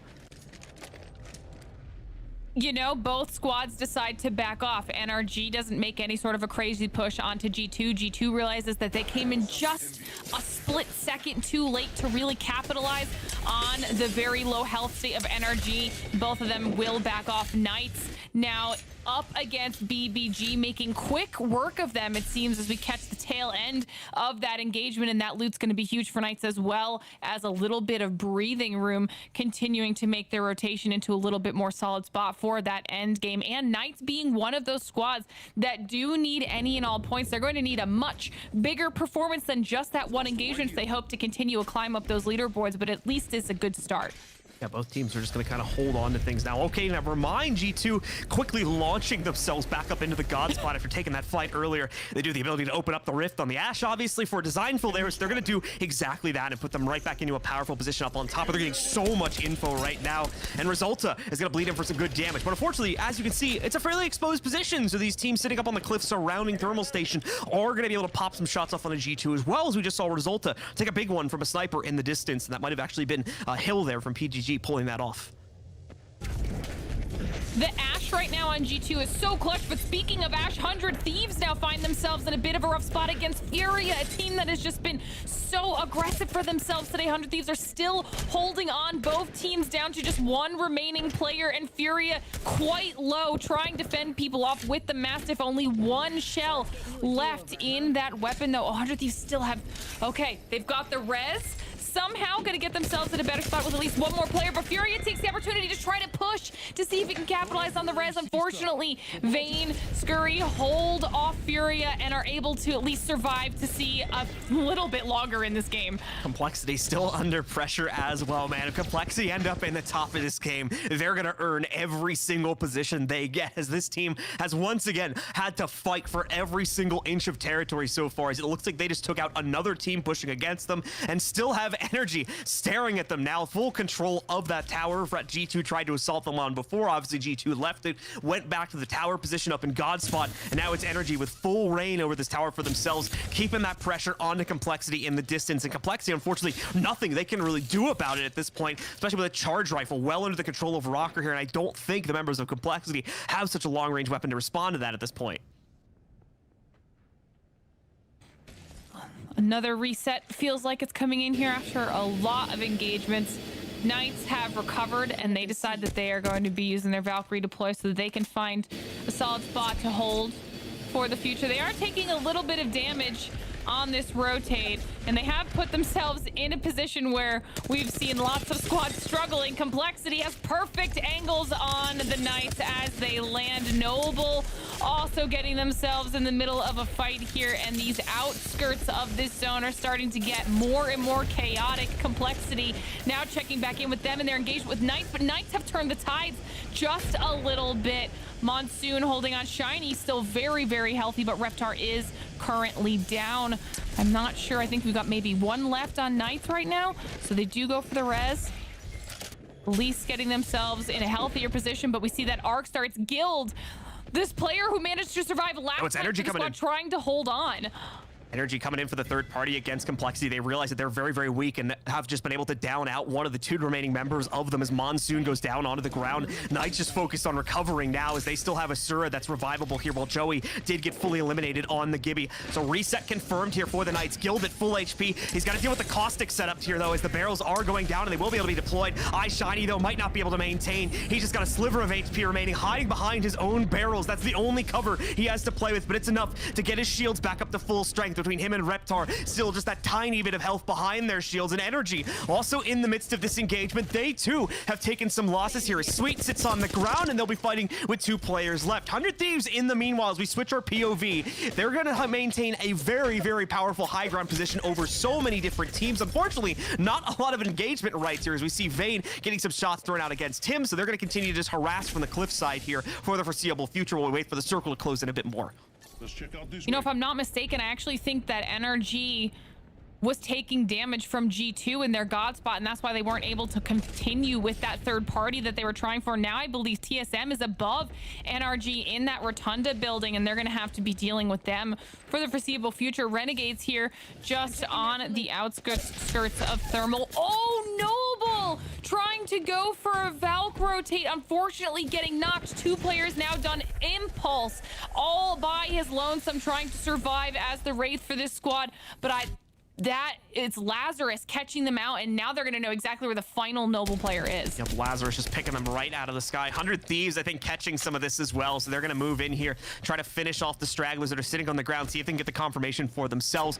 Well, they try to look for that last member of Noble a little bit further out now in a new position here. 100 Thieves going to find some resistance, though, so they'll have to jump into a new fight themselves. Well, once again, G2 still has full harassment rights from up in top of the God spot there, and you were right. They got the confirmation a few moments ago onto Energy as they wipe them out and save Complexity's tournament lives, as well as they'll still be in it at nearly full strength as they're allowed to maintain those rafters they were fighting at before and recover themselves. Lazarus, in the meanwhile, still moving in. They want the finish off onto Noble as well, but they were contending with 100 Thieves right now and ultimately will decide to fall back for a reset instead.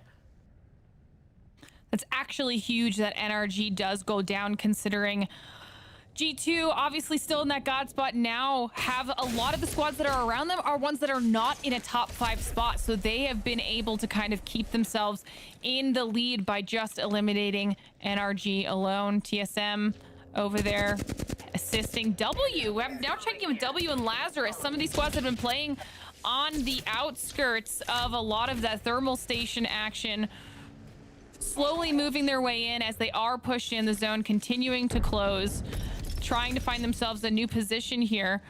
But I feel like these outskirts have been so dominated by 100 Thieves. They've been trying to keep as many people away from them as possible, so we'll have to see how this rotation pans out here for all these squads, and you can see just how on top of each other everyone is. In terms of zone control, specifically 100 Thieves controlling a lot of this game right now here. We're even going to see, oh no, Impulse finally finishing off Noble there, I think, as he unfortunately is going to step a little bit too close into the ring and get finished off by it here. Phony trying to fend off the aggression here now from another team as W is looking to keep themselves in the fight after one of their players gets brought down low. They're going to check out the defensive bombardment and put that pressure right back onto Lazarus, who again is also still contending with 100 Thieves closer to the train tracks as well. So W, quite a few of these other teams are in a bit of a delicate dance here right now, and 100 Thieves might become the kind of advantageous player inside of this fight here if they're able to leverage the kills properly into their favor for some more KPs to boost up their own points here as we come into the closing moments of this 5th game. And as well, with only one more game remaining,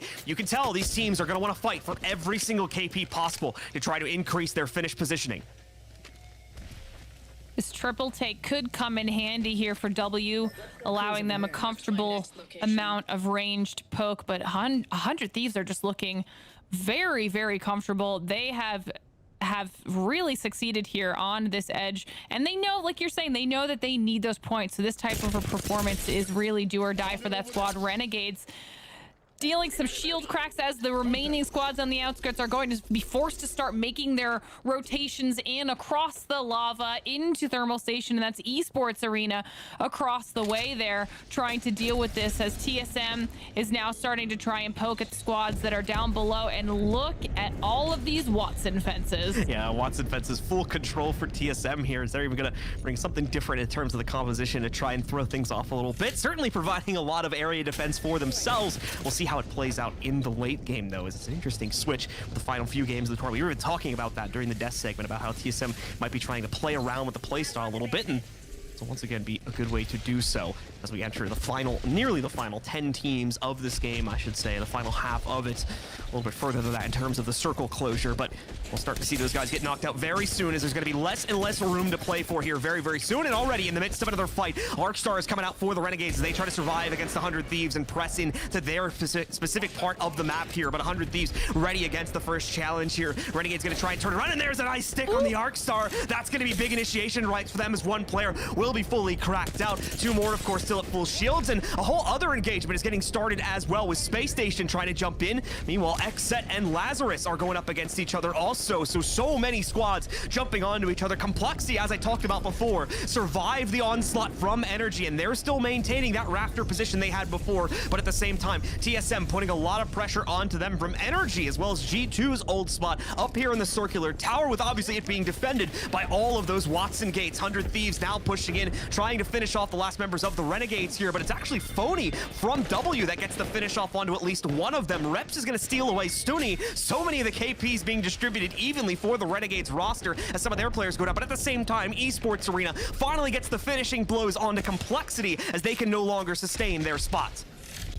That was a really rough pinch position for Complexity to be in. I mean, we saw just how many squads knew where they were, had angles on them. I think even TSM had a Kraber in hand and was potentially looking their direction with that. So that it was hard. They didn't have a spot they could push out into, and unfortunately in the end they do go down. But now the chaos with 100 Thieves is resuming. Phony with an insane Arcstar following up with the damage. W putting in so much work against 100 Thieves, and they can no longer hold out in this building. W now takes their position. Thieves, an unfortunate run for them, as they're one of the teams that were looking to try and make a big impact inside of these last two games to try and get in the money, but no longer going to have that opportunity as W denies it from them. But a good build-up up until this point here, just can't sustain in the actual fight.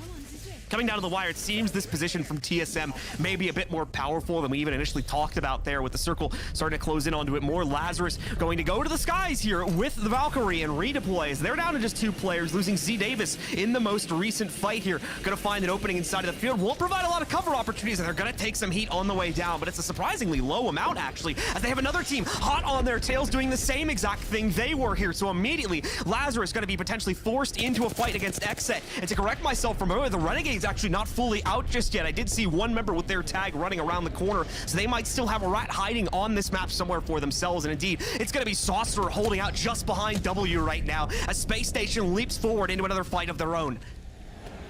All of these teams are now pushed out of their position. So many bubbles are being popped as we can see W trying to fight Xhead on one side. TSM going for the Valkyrie deploy, hoping to keep themselves out of these fights for as long as possible. The Lazarus with the charge rifle has a couple of those high flyers in their crosshairs. W now down to Fury and Fury alone. So many players are going down in our kill feed right now.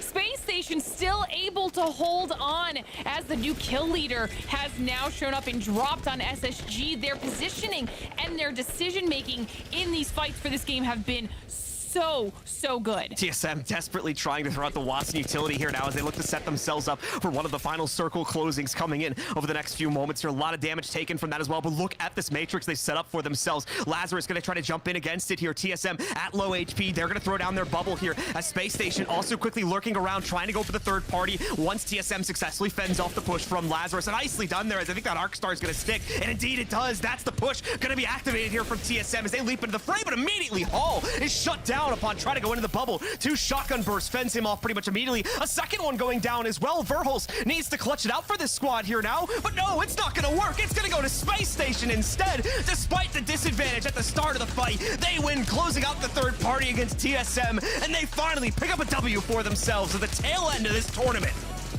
This win for Space Station Gaming is absolutely massive. They were one of those teams that was just tied in our overall leaderboards with NRG on the bubble, not in that top 5 spot, but after this fallout, they most definitely will be in that top 5. Absolutely. That's huge for Space Station. Big for TSM as well. Could have been even bigger, but a tragic ending right there. Not sure if y'all caught it, but obviously you caught the Arc Star stick coming through from Hal. He pushes through to take that about 140, 150 damage advantage. He has about 120 HP total, full shields, maybe a little more than that because I think he had red shields, but gets one-tapped by a Mastiff and dropped immediately. That's the difference between TSM potentially clutching what would have been a really, really tough 3v3 fight, Blue.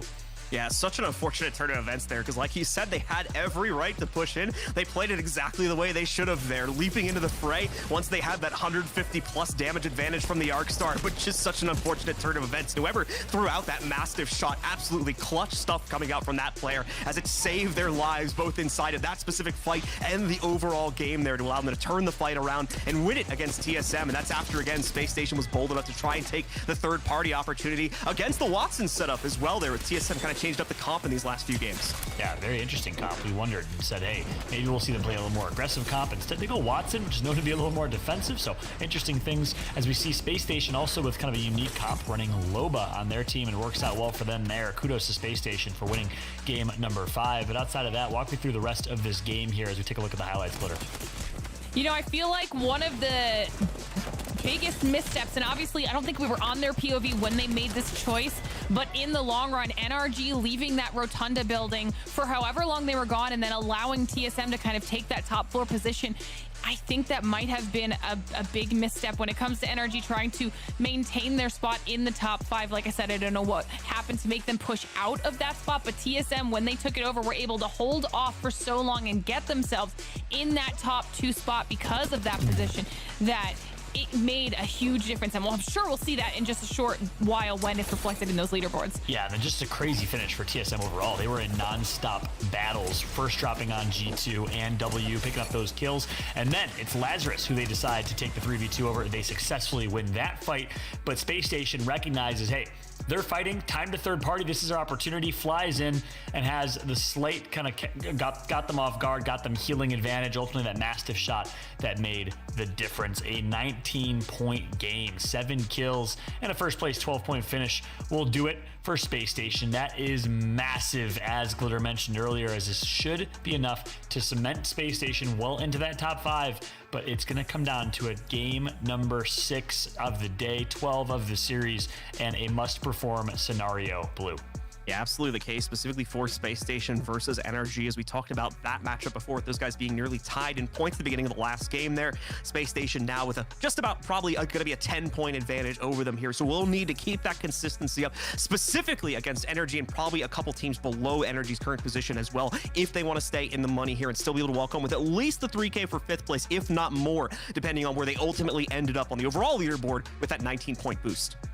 Yeah, which we'll find out here in just a moment as we take a look at page number 2 of these game results at least. And of course, in this one, we got XSET in 8th place overall in terms of placement. Unfortunate for them, not able to rack up more kills, but they did get 3 kills and got 5 points as a result of that. So XSET, who was in the top point spot yesterday after our competition, trying to do what they can to sneak into the top 5 as we take a look at the overall standings, and they are still within the top 5. 4th place.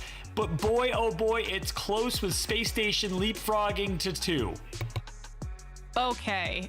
Space Station have now really put themselves in a comfortable position.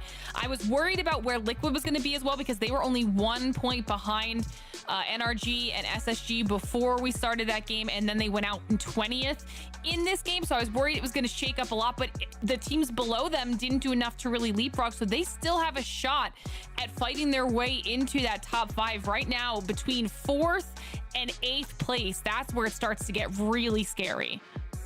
This is just an insane situation. going into game 5, right? I mean, if you take a look, even I'd say 100 Thieves, potentially Esports Arena, if they can go big here in this game and shut down XSET, shut down Charlotte Phoenix, Premier GG, they could potentially sneak into the top 5. And then, of course, we have NRG, Team Liquid in a good position as well on the fringe. Right now, as it stands, will not get paid. And that's why we keep referencing that top 5, because 5th place is the last place to get paid in that $50,000 overall prize pool. So we'll keep a close eye on this game. Hopefully our observers can keep a close eye on the likes of NRG, Esports Arena, Team Liquid, Charlotte Phoenix, those teams XSET that are right on the fringe. But guess what? It's not just our players that have a chance to win. You can as well by entering into our JBL Quantum Cup Sound is Survival sweepstakes. And boy, oh boy, when you're playing Apex, when you're playing any competitive shooter, sound is absolutely survival. And a great headset, great audio quality is everything. Type !Gleam in the chat for your opportunity to win and get hooked up by JBL. And I keep saying it, I'll say it again.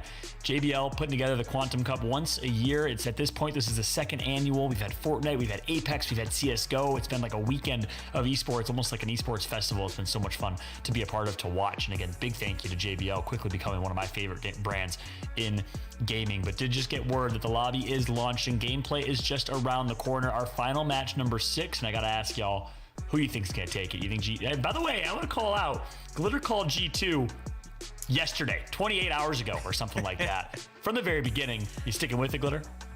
I am. Listen, we're too far in for me to take it back now. I feel good about it. We've got one more game. Come on, G2. You got it. Just help me out here, okay? One more game. You guys been crushing it the entire weekend. Hold on. I love it. I love it. And then meanwhile, my man Blue called NRG, also a good pick. And they're also in the running for being able to place top 5. It might be slightly out of top 1. I don't know. But nonetheless, you think G2's going to hold on, Blue, or you sticking with NRG? Who you got? It's looking pretty safe for G2 at this point with like a 20-point lead over the next team. So I think Glitter's probably got the win there. I'm still hoping NRG, though, can push at least into the top 5 here. They're still close. A little bit of a rough game there due to a bit of an over-aggressive decision to try to take on Complexity, but we'll see. Hopefully they can turn it around. Meanwhile, I called TSM, so my prediction's out the window at this point. Let's be honest here. Takes humility for me to admit that. I could have just snuck under the rug. I am the host of this one, not the analyst. I didn't have to predict, all right? I'm just saying. Meanwhile, we got game number 6. Ladies and gentlemen in the chat, let us know who you want to win, G2, NRG, or do you want kind of one of our underdogs here in XSET, Charlotte Phoenix, Space Station sneaking into 2nd to take it. Let us know your thoughts as we kick off match number 6, our final match of the JBL Quantum Cup. Sad that it's ending, but happy it happened. Take it away, Glitter and Blue. And as we drop into our final map of the tournament here, it's a good point that John brought up there once again about how, for the most part, the lower part of our top 5 teams has all been dominated here once again by our underdog teams, the teams that we didn't see have amazing placements inside of the ALGS, but are having fantastic results here. Squads like XSET, Premier GG as well, really finding that consistency. And while they aren't having highlightable games, they're still finding enough points inside of these matches to stay in our top 5. And that's truly impressive in and of itself. We're going to go to a little bit of a different spot, it looks like, for our final circle, as it pulls a bit more to the north than we've been going before, with a much more heavier focus on the west side by staging and as well as landslide. This could be interesting, though. I mean, NRG, now one of those teams on the bubble that needs to fight their way back into a top 5 spot after that last match.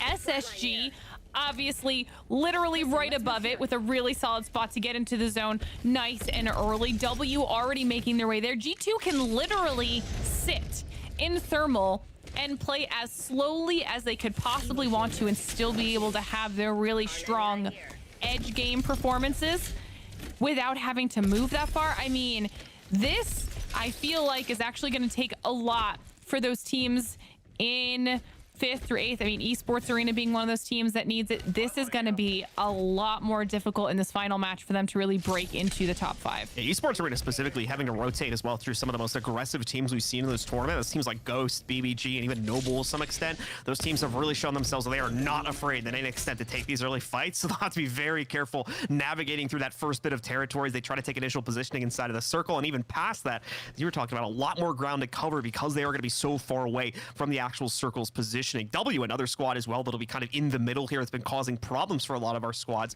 because of their early rotates, and we saw that most evidently in our most recent game where they've actually picked up quite a few kills and were able to start quite a few successful fights for themselves. We'll see if they do that yet again, as they're already quite close to the position of Space Station. And that might have actually just been a tracer or two coming out from W. No, it's Energy instead. They're trying to throw those shots out here at the beginning of the game.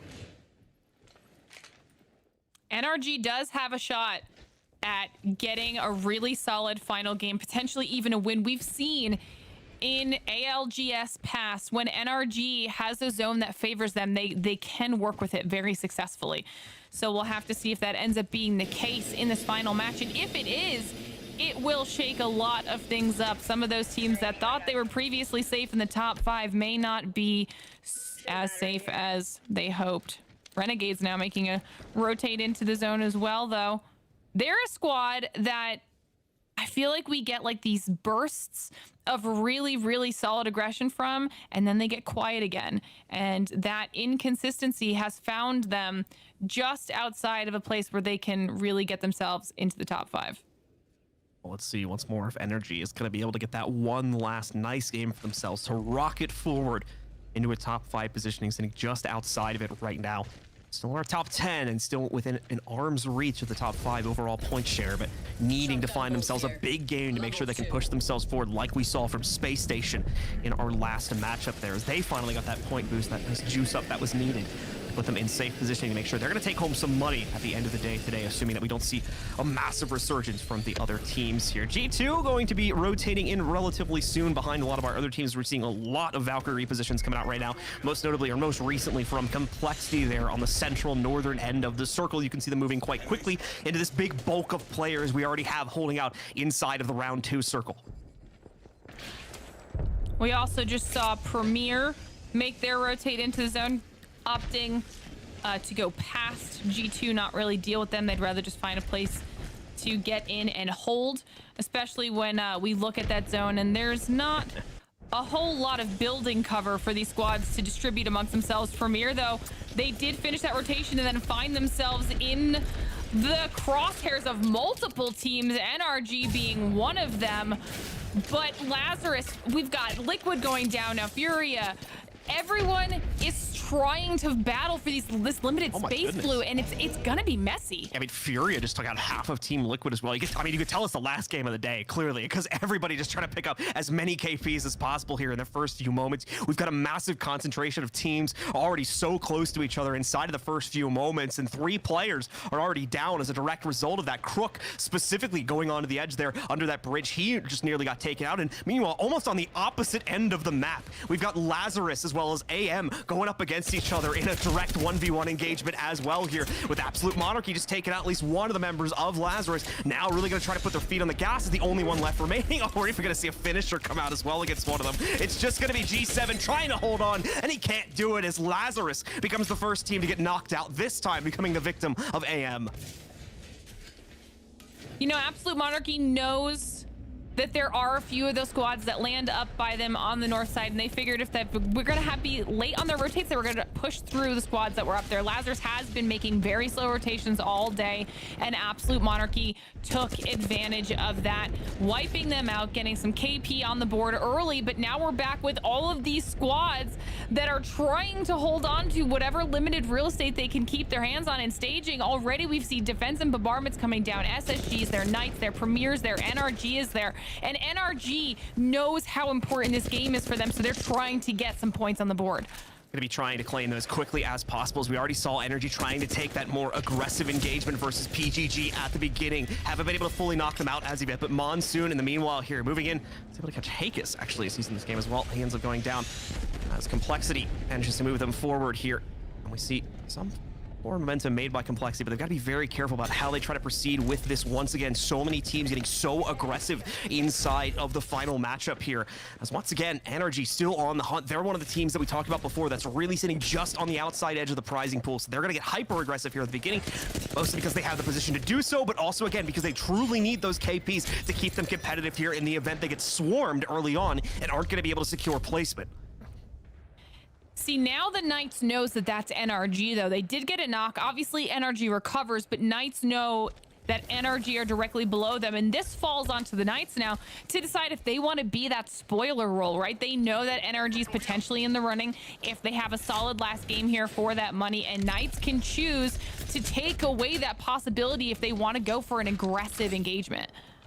I have seen Knights as well continue to unfortunately fall off today. So they're currently sitting in 16th place, or 18th place, excuse me. Not really going to be able to contend for much in terms of prizing here as they're way too far behind, but can still improve their statistics a little bit if they want to try to get a more of a respectable finish. Most notably still struggling inside of the kill department as their overall average kills has only gone down as the day has progressed here from 1.5 at the beginning of the day to now 1.45. So we played 5 out of 6 of the remaining games. So keeping themselves relatively in the same position, but also losing in placements there, which cost them on the overall leaderboard too. Moving away from them though, we've got W, also another team that's trying to see what they can sneak in these final moments, currently in 15th overall for the tournament, as they too are trying to fight for anything they can. 100 Thieves quickly becoming their victim here as they're trying to hold out inside of one of these train containers as W quickly closes the gap, but they too are dealing with a third-party pressure as we're going to see sniper shots coming in, dealing some serious damage to Fury and knocking out at least his shields here. You know that W wants to be able to continue this push. 100 Thieves still unable to get Scurry up yet. They're trying to at least fend off W to give themselves a little bit of breathing room so they can go for that res. It's just not looking likely right now. You can see that there are some squads with angles on Scurry. They are able to get the Ash port, which will give them some space back off of that fight for now. And as I say that, Noble cleans up on Scurry. They tried to get the Ash port. It did not work. 100 Thieves now really on the back foot, but checking back in with NRG. More and more teams are coming in from these surrounding angles as time continues on in this game, and NRG will have to fend more squads off from their backside. TSM now looking to make a push here, trying to get some points on the board for themselves and looking a little bit more aggressive. This is actually BBG who already have a player knocked, so TSM should be able to clean this up. TSM though losing all their shields in the process, but now reveling at the fact that they do have the Watson here, going to be able to secure themselves a lot more easily on the inside of the building. After a member of BBG also gets dropped down just across the way, they're already going to thankfully be able to recover the banner, so maybe a moment of revival to come later on in the game. But overall, TSM also having to back up because of the damage they take from that fight, knocking out all of their shields and forcing them to go for a slight reset here, a momentary one as well, as they also need to kind of compose themselves, figure out who's still surrounding them, who they might have to worry about jumping on top of them over these next few moments, as well getting the free shield revive, although however slow it's going to be there from the Watson ultimate as they sit back and just try to bleed themselves up a little bit while also fighting against BBG still sitting across the way. That pylon right now for TSM is actually incredibly clutch, considering that it's not only regenerating their shields and saving them a lot of their resources right now, but obviously also intercepting any of those nades that they have to deal with. And with how many squads are in the area for now, that's going to be a huge benefit. The fact that they did decide to try and bring Watson in here for these last games of the tournament. Now we can see we've got Furia in the area, G2 in the area, and G2 has been waiting on the outskirts for a lot of these engagements to start kicking off, see if they can maybe third party some of this. They do have some decent angles on the squads below, and there are a lot of potential KP to be had if we can get some of that last game typical G2 aggression, and you know they want to hang on to that top spot. BBG in the meanwhile just opened up a rift and ported themselves directly on top of TSM, so they're going to take this for themselves. Obviously you guys probably caught it earlier, they lost Wicked from an earlier engagement and nearly lose both of their other remaining players as well, trying to transition to the top of TSM's hold, but they do make it. Obviously gonna have to take a step back to regen, and unfortunately won't have a whole lot of room to play inside of here. Both the doors already blown out, and that's a very small amount of internal space they have to play with. The drone coming in, I'm going to assume that's Furious. As far as I know, that's the only crypto we have in this game right now, but we'll try to catch up, see if anybody maybe made a comp change for the last one, and catch up with that drone a little bit later on, as we've got plenty of players trying to see what's going on between TSM and BBG right now. And obviously if there's going to be an opportunity to, they want to leap onto this and wipe both of those squads out. Knights, I think, being one of them, holding on the upper cliffs here, waiting for the ring to force them into a new position. I like the way Knights look right now, though. Knights have been willing to do a lot of poke damage. They're in a good loot position. They've got a good spot in general within this zone that they can continue to hold for a decent amount of time, and the angles that they have on the teams around them will at least provide them with the ability to choose when they want to go for those third-party engagements or not. Now checking in with Charlotte Phoenix, though, who's still on the edge of this zone. Looks like they are looking the way of Esports Arena. Both of these teams wanting to do well in this final match on top of everything else. So this actually could be a very important fight right now. Plenty of our top 5 contenders also still fighting to make sure they get a respectable number of points so no one can eclipse them in the final game here. PGG was one of those, but I think they unfortunately might have been knocked out here. I know for a fact they lost at least some of their roster earlier on and are trying to maintain as much as possible, but I did see another one pop up in the kill feed. Unsure if that was the last one or they might still have a rat somewhere on the field here. Regardless though, we go back over to G2, currently has the high ground advantage in the main battleground of our final circle here, and you can see already Rizolta just popping off shots left and right, getting the purple upgrade to his shield. I'm sure the red won't be too far away, and Esports Arena is still trying to maintain, still trying to fend off that push that we'll certainly be seeing jump on top of them soon from the Charlotte Phoenix roster. And here we go, ready to assault, ready to go into the building, or at least it appears that way, but they call it off at the last second despite the Beast of the Hut being triggered here by Greek. They're just going to stay inside of the same village and see if they can scrap themselves into the building across the way here to reset for a better engagement later, and that's a good opportunity to start it here as Nock loses half of his shield, but without the crack, won't see anyone else push forward. Esports Arena and Charlotte Phoenix continuing to get closer, looking to finally commit for this engagement. Crack comes out instantly out of Skittle Cakes with the Mastiff, and Charlotte Phoenix looking like they've taken a decent amount of damage, but having enough time here to get some bats off as they decide to move downstairs and try to follow up with some of this push. But Stink goes down. Greek goes down. One left right now. Esports Arena not looking as healthy themselves either. However, they are able to finish off the rest of the squad and hopefully get themselves a little bit of a reset, but they also have to deal with the potential other squads that heard that fight on the edge and looking for maybe a third-party situation. So depending on the fate of PGG, if they were fully knocked out or not, that's now 2 out of our top 5 teams eliminated in the first 5 teams to go in this game. So that's a lot of opportunities for those lower level teams. You got guys like Energy and whatnot sitting right on the edge of it in terms of points, with a great opportunity to eclipse them and try to take positions themselves. Complexity, another team that's going to be looking to try and do that here with one final big game for themselves as they move in. They're getting some pressure against 100 Thieves and will be able to knock them out. Will cost them Eye Shiny though, but he's not dead yet, just down. So might be able to bring him back up, and indeed Monsoon's going to be taking care of that right now as Complexity tries to quickly go for a reset to bring them back to full strength. I don't think any other team putting pressure on them at this point either, so they should be safe to fully regen. Where was this Complexity yesterday, Blue? Where were they? This is such a better performance. They're handling their engagements like a really solid unit, and they've taken out some heavy hitters in the process. Combining that with their win, had they had this type of performance, we might be having them in our top 5 conversation. But now checking in with Furia, continuing to deal a lot of poke. I've seen them pop up in the kill feed just a little bit here too. Absolute Monarchy trying to gatekeep right now. Looks like still fighting with W. Phony is down, and they're trying to see if they can maybe outlast some of these bombardments, but Absolute Monarchy have them pinched inside of that car. Once again, Furia being one of the few to bring that drone in on the crypto here, so they're actually going to be one of the heaviest in terms of intel. They're going to have the best idea about what this entire area looks like and where they might be able to jump into an engagement. Nice plays from Absolute Monarchy, though, as they move in and engage in a bubble fight against W and absolutely rip them to shreds. Very little damage, if any at all, being done to the AM roster inside of the main bulk of that fight. Beautiful work as they push them out, but now need to get ready because Furia sits directly on their tail.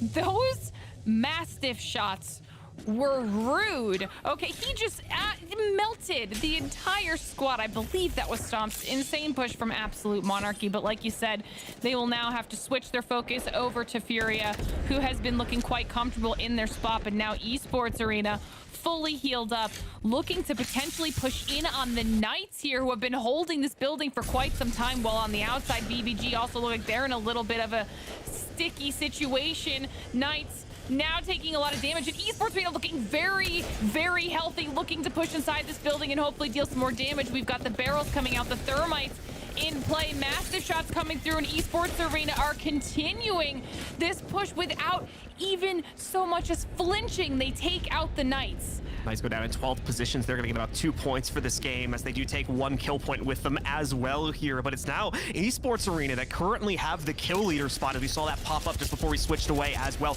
And they're going to try to continue the rampage for themselves. Furia also engaged currently against BBG, and I believe they were down to 2, so that should be an easy fight for Furia to clean up. And indeed, there we go. Hakula takes out both the remaining members of that team, and BBG unfortunately going to go out with no kills to their name this time around. Esports Arena challenging our most dangerous squad yet in this tournament here. G2 sitting on the other side with a nice arc star just going off right in the middle of the Esports Arena stack in the bubble there. G2 though knows what sits on the surrounding areas around this, knows that if they try to go directly for the fight, they'll be at low HP and likely get third parties. They're holding back. They're going to let ESA reset and go for another engagement later on.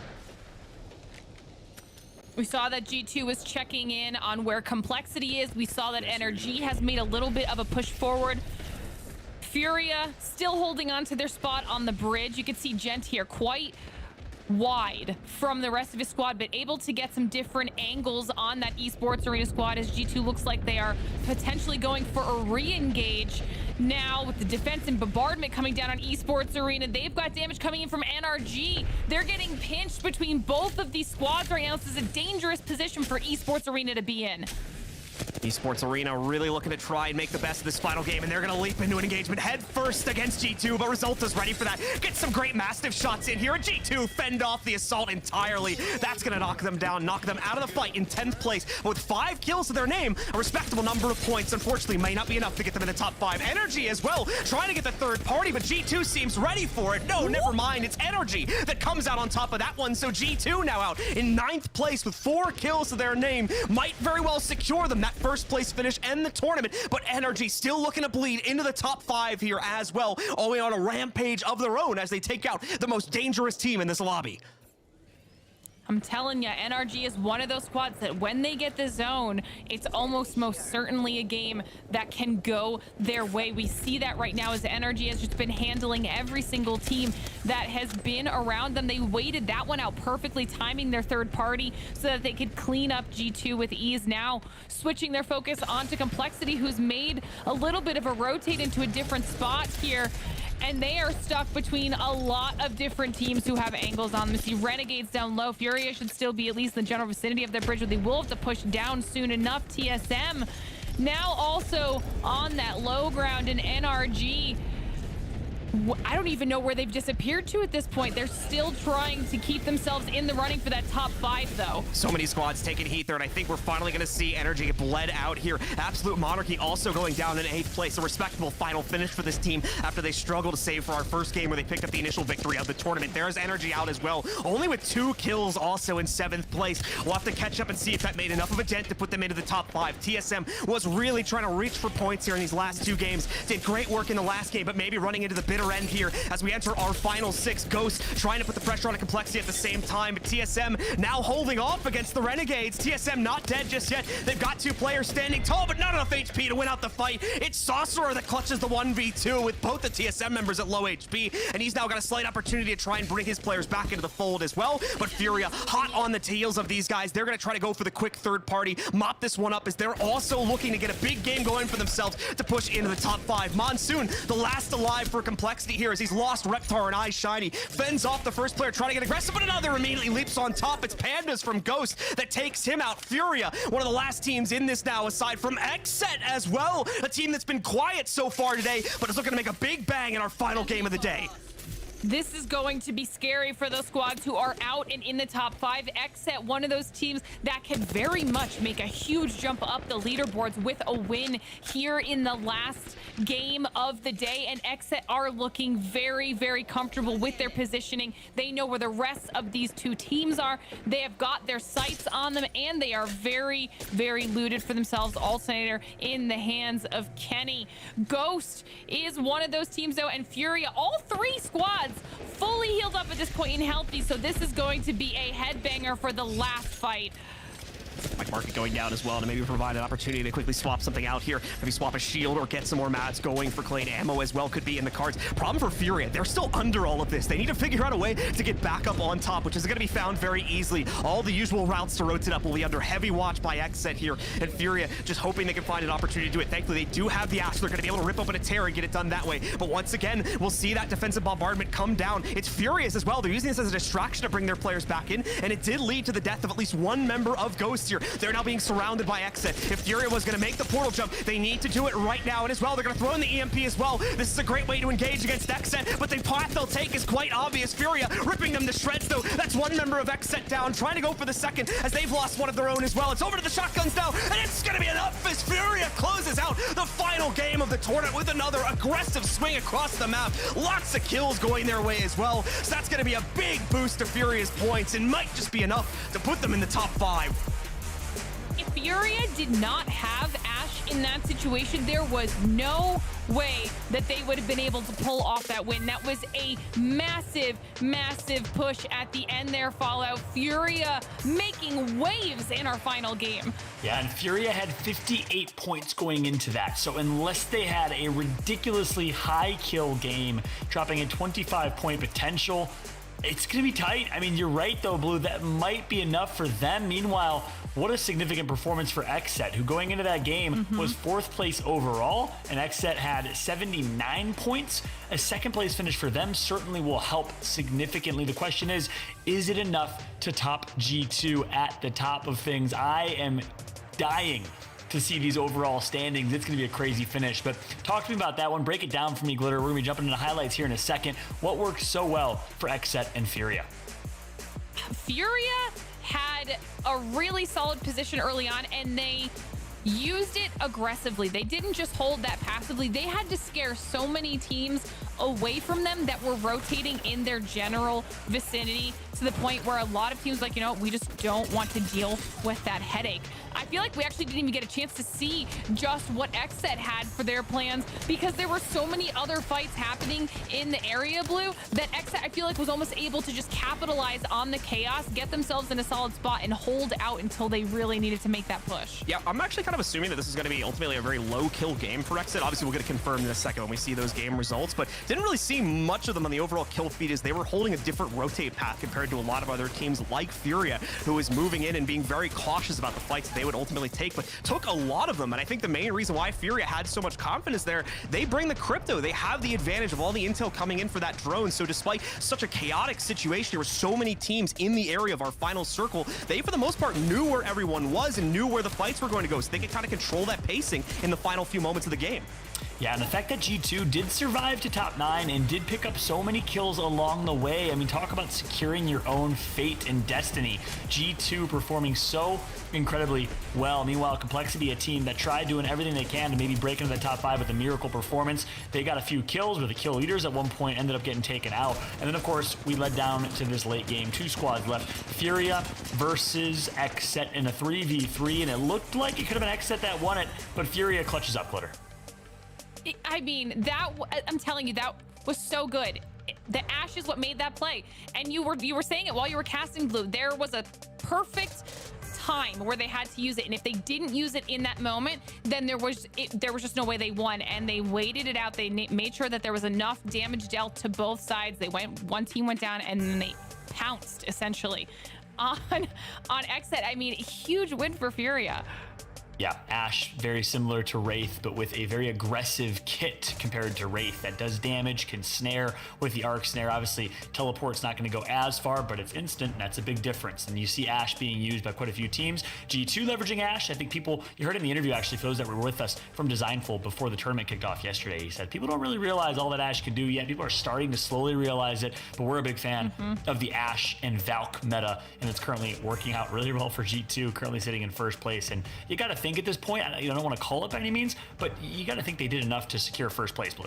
Yeah, especially considering that even before that game got started, they were already leading by about 20 points. That means that someone from 2nd to 5th place would have had to have like a massive game comparable to G2 themselves earlier on in this tournament when they were picking up 15 kills a match. And unfortunately, I just don't think anyone brought that performance to the table. I brought it up at one point in the match. I'm pretty sure that we had 2 out of 5 of those teams, Charlotte, Phoenix, and PGG, were already out among the first 5 teams to be eliminated there. So it was going to be very, very tough to beat out G2, and I'm not sure if anyone was ultimately able to accomplish it. Well, was XSET able to do it? Any other teams in that last game? Let's find out, because we have the announcement ready. The winner of the JBL Quantum Cup 2021 is, and the suspense is killing me as well, G2 Esports. They do it. They stay on top with a dominant performance from start to finish. What a show from G2. Over 36,000 damage dealt, well above the rest of competition. G2, the controller boys, on top, taking home the $25,000. And look at the plays that they made throughout the entirety of this tournament, Blue. Yeah, absolutely the case. From game 3 onward, they were very much the highlight of this tournament here. Absolutely not afraid to take any fight, any players they would run into, holding the edge of that circle and always moving in last here, but oftentimes finding such an advantageous position that no one could stop them. Needless to say as well, winning so many direct engagements versus squads, as we saw other teams just trying to avoid them at a certain point because they were such a lethal force to be reckoned with. G2 absolutely deserved here as they picked up by far the most dominant run of any team in this tournament. Yeah, and these highlights are just insane. I mean, you just watch, it's like a running montage that they were able to put together in just 12 games of competition. How well did they fight for each other, shoot for each other, the damage that they do? I mean, there's no team like G2 in terms of pure output. And take a look at the standings, no team even close. 113 points for them. XSET sneaks into the 2nd place, but look at this. Furia is able to break top 5 with that finish, Glitter. That is what, a 7 position leap. I think they were in 11th coming into that game, and then with the win, they end up in 4th. They went from no money to not even the bottom. They still get 4th up. That's a huge, huge jump for Fury. I mean, SSG, they get knocked down by XSET out of 2nd place because of XSET's performance. So XSET getting a little bit more money in their pocket as well. And Premier GG just barely hold on. NRG are unable to eclipse into the top 5 spot. I mean, this was so the opposite of what I think any of us expected, with the exception of, me saying G2 was going to win, minus that. Besides, Glitter called it from the beginning. the humble Glitter explosion. No, I'm just kidding. You deserve to brag, girl. You deserve to boast. Kudos to Glitter. We got to give her hype. She predicted this from day 1, the beginning of the broadcasting competition. So big congrats again to G2. Let's take a look at the prize pool and remember exactly how much money each team will be taking home. I mean, $50,000, 25 grand for first. Congrats to G2. 10 grand for second. That's going to be XSET. 7 grand for third. 5 grand for 4th. That's Furia. And 3 grand for 5th, which is going to be taken overall by Premier GG, who played so consistently well. Kind of the opposite type of story from G2, playing for placement almost every single game. But kudos to our top 5 teams taking home a part of that prize pool. And guess what? We are going to be blessed on stream for the 2nd time in this 2-day broadcast with an interview with none other than Designful from G2. Designful is almost foreshadowing, brother. You joined us for the broadcast. You talked about how confident you were, and you guys ended up on top. How does it feel after winning this competition? How are you feeling right now? Feels good. Feels good. I mean, we were kind of asleep there the first 4 games, day 1. We had to pull it back and come back today. I slept for like 15 hours, so I was still asleep mode, and we brought it back. 19th place to first. So. That's awesome. Some impressive stuff, to be sure, and I'm curious to see what you guys changed up there. Obviously, we saw that kind of harsh circle against you with the presence being focused heavily on thermal stations, specifically for those first 2 games, and still kind of struggling a little bit for game 3. But what changed up for you guys to finally kind of lock it in and pick up such an aggressive streak of games towards the end of day 1 and even starting out the 2nd day here? Well, I was asleep. I told you. Game 3, we died very early in like 15th place. I have a setup, like a workout setup behind my gaming setup. So I muted, full muted, went, hit the gym real quick, came back, rejuvenated, and it was wraps from there. I swear. Like we were dropping 15, 15. It was crazy. No, I'm swear to God. I muted up. You're telling me you literally hit the gym. You literally did in between games. Yeah, I did. Wow. I did. I had to wake what you up. gotta do. My calls were bad. My calls were bad. Okay, first of all, I want to thank you, okay, for making me look good. I said you guys were going to take the whole thing. I appreciate that. Making me right here. Now, moving forward then, I guess, to future competitive Apex events, now that you've unlocked the secret of having to work out while you're competing, is that the new strat so that you can continue your wins? Oh, you best believe I woke up today and I worked out before we hopped in today as well. So that's the key. It gets the brain flowing. You got to get a good meal. You got to get the blood flowing, you know, in order to, like, you know, be smart. Yeah, laughs aside, I'm actually right there with you, brother. I'm a big believer in exercising before you work out because it definitely does help you stay sharp, especially if you're the IGL, especially in Apex, dude. Like, I want to ask you about that. You know, 2 more questions for me. I want to ask you about being the IGL for your squad, really calling shots in a game like Apex is probably harder than almost every other FPS because things happen so fast and every call makes such a difference. What's it like being an IGL? I mean, do you feel the pressure? Do you enjoy it? Just give me a kind of a rundown of the experience as an IGL for a squad. This squad, it's super fun to IGL because, I mean, sometimes I still have glimpses of the past when I was an idiot, and I got Gent and Jordan there to also help, you know, and like the input that they put in, it just, everything mixes and it works together so well because we've been playing together for so long. It's just great. It's fun to IGL these guys. I love it, man. I give you a question asking about you as an IGL specifically, and you could have made yourself sound like a genius, but instead you give the kudos back to your teammates. I respect that, brother. Last question for me is actually 2 more questions I have. I lied to you earlier. One quick question, though, just around your guys' aggressive play style, your edge play style. Would you say that you guys are kind of the hardest edge fighting team? And what's the mentality like? I mean, if you see a 3v3, are you taking that fight with aggression? Are you going into games purposely saying, hey, we need to play more aggressive than we did last game? What's kind of your aggression play style like? That's what we used to do. Any team that we saw, we instantly sprint towards them. And well, we could kind of do it a little bit. We get away with it now because we have the Valk to get us in, and we were doing that for a while, and it wasn't working because we would just get held out by Valk teams. But I mean, it works now, and if it's a fight we know we can take and we get a good amount of damage, we'll take it. But like, it's not just see somebody send them anymore. It's like recognizing who. Like last game, we were looking for SSG because we knew they were the only other team that could to overtake us if they had a big game. So it's a lot more calculated now than it used to be. I like that. Good perspective into the minds of G2. Thanks for explaining. And then last question, just a fun one. 8 G's in your bank account, brother. Each of you, a little over 8 grand. What are you guys gonna do with that money going into the holiday season? Save it, spend it. What you doing with it? I already spent it all on Christmas presents. You know, I had to treat everyone that's like supported me on this journey. So it's kind of nice. I paid off everybody's Christmas presents now, and I'll be using it for the flight home to go see the family and friends, and I'm sure the other boys will be doing the same. I love it, man. That's awesome. Well, enjoy spending it. Enjoy celebrating. Obviously a great win, but you got a lot of work to do going into the playoffs. So best of luck to y'all. Excited to see if you can run it back in the playoffs again next month. But again, congrats. Thank you, guys. There you have it. Designful, the IGL of G2, one of the best personalities we have in Apex as well. The Roller Boys, they do it with the first place finish. Kudos and congrats to them as we start to wrap up here, my friends. What a day it's been. So much fun casting and hosting alongside y'all. Always a pleasure. Any final thoughts or words? Glitter, starting with you. I mean, that was a good last Apex event to round out the year. You know, I said that it felt like it had already been too long since we got to enjoy some competitive Apex. All the players really brought it. They made it incredibly entertaining for obviously myself and Blue to cast over these last 2 days. And a huge thank you to JBL for putting the whole thing on. And of course to you two. I love working alongside the two of you. It was a pleasure getting to jump into Apex once again here. Had a blast, and once again, great to see so many of the teams that are going to be at the ALGS Split 1 finals here. That nice like little preview of some of the action we're getting in a month's time. Can't wait to watch that when it comes up as well here, as I think we're going to be seeing a lot of teams try to adjust based on the results this weekend, and we'll have to see how that comes out because we had a lot of surprising teams ending up topping out the charts here today.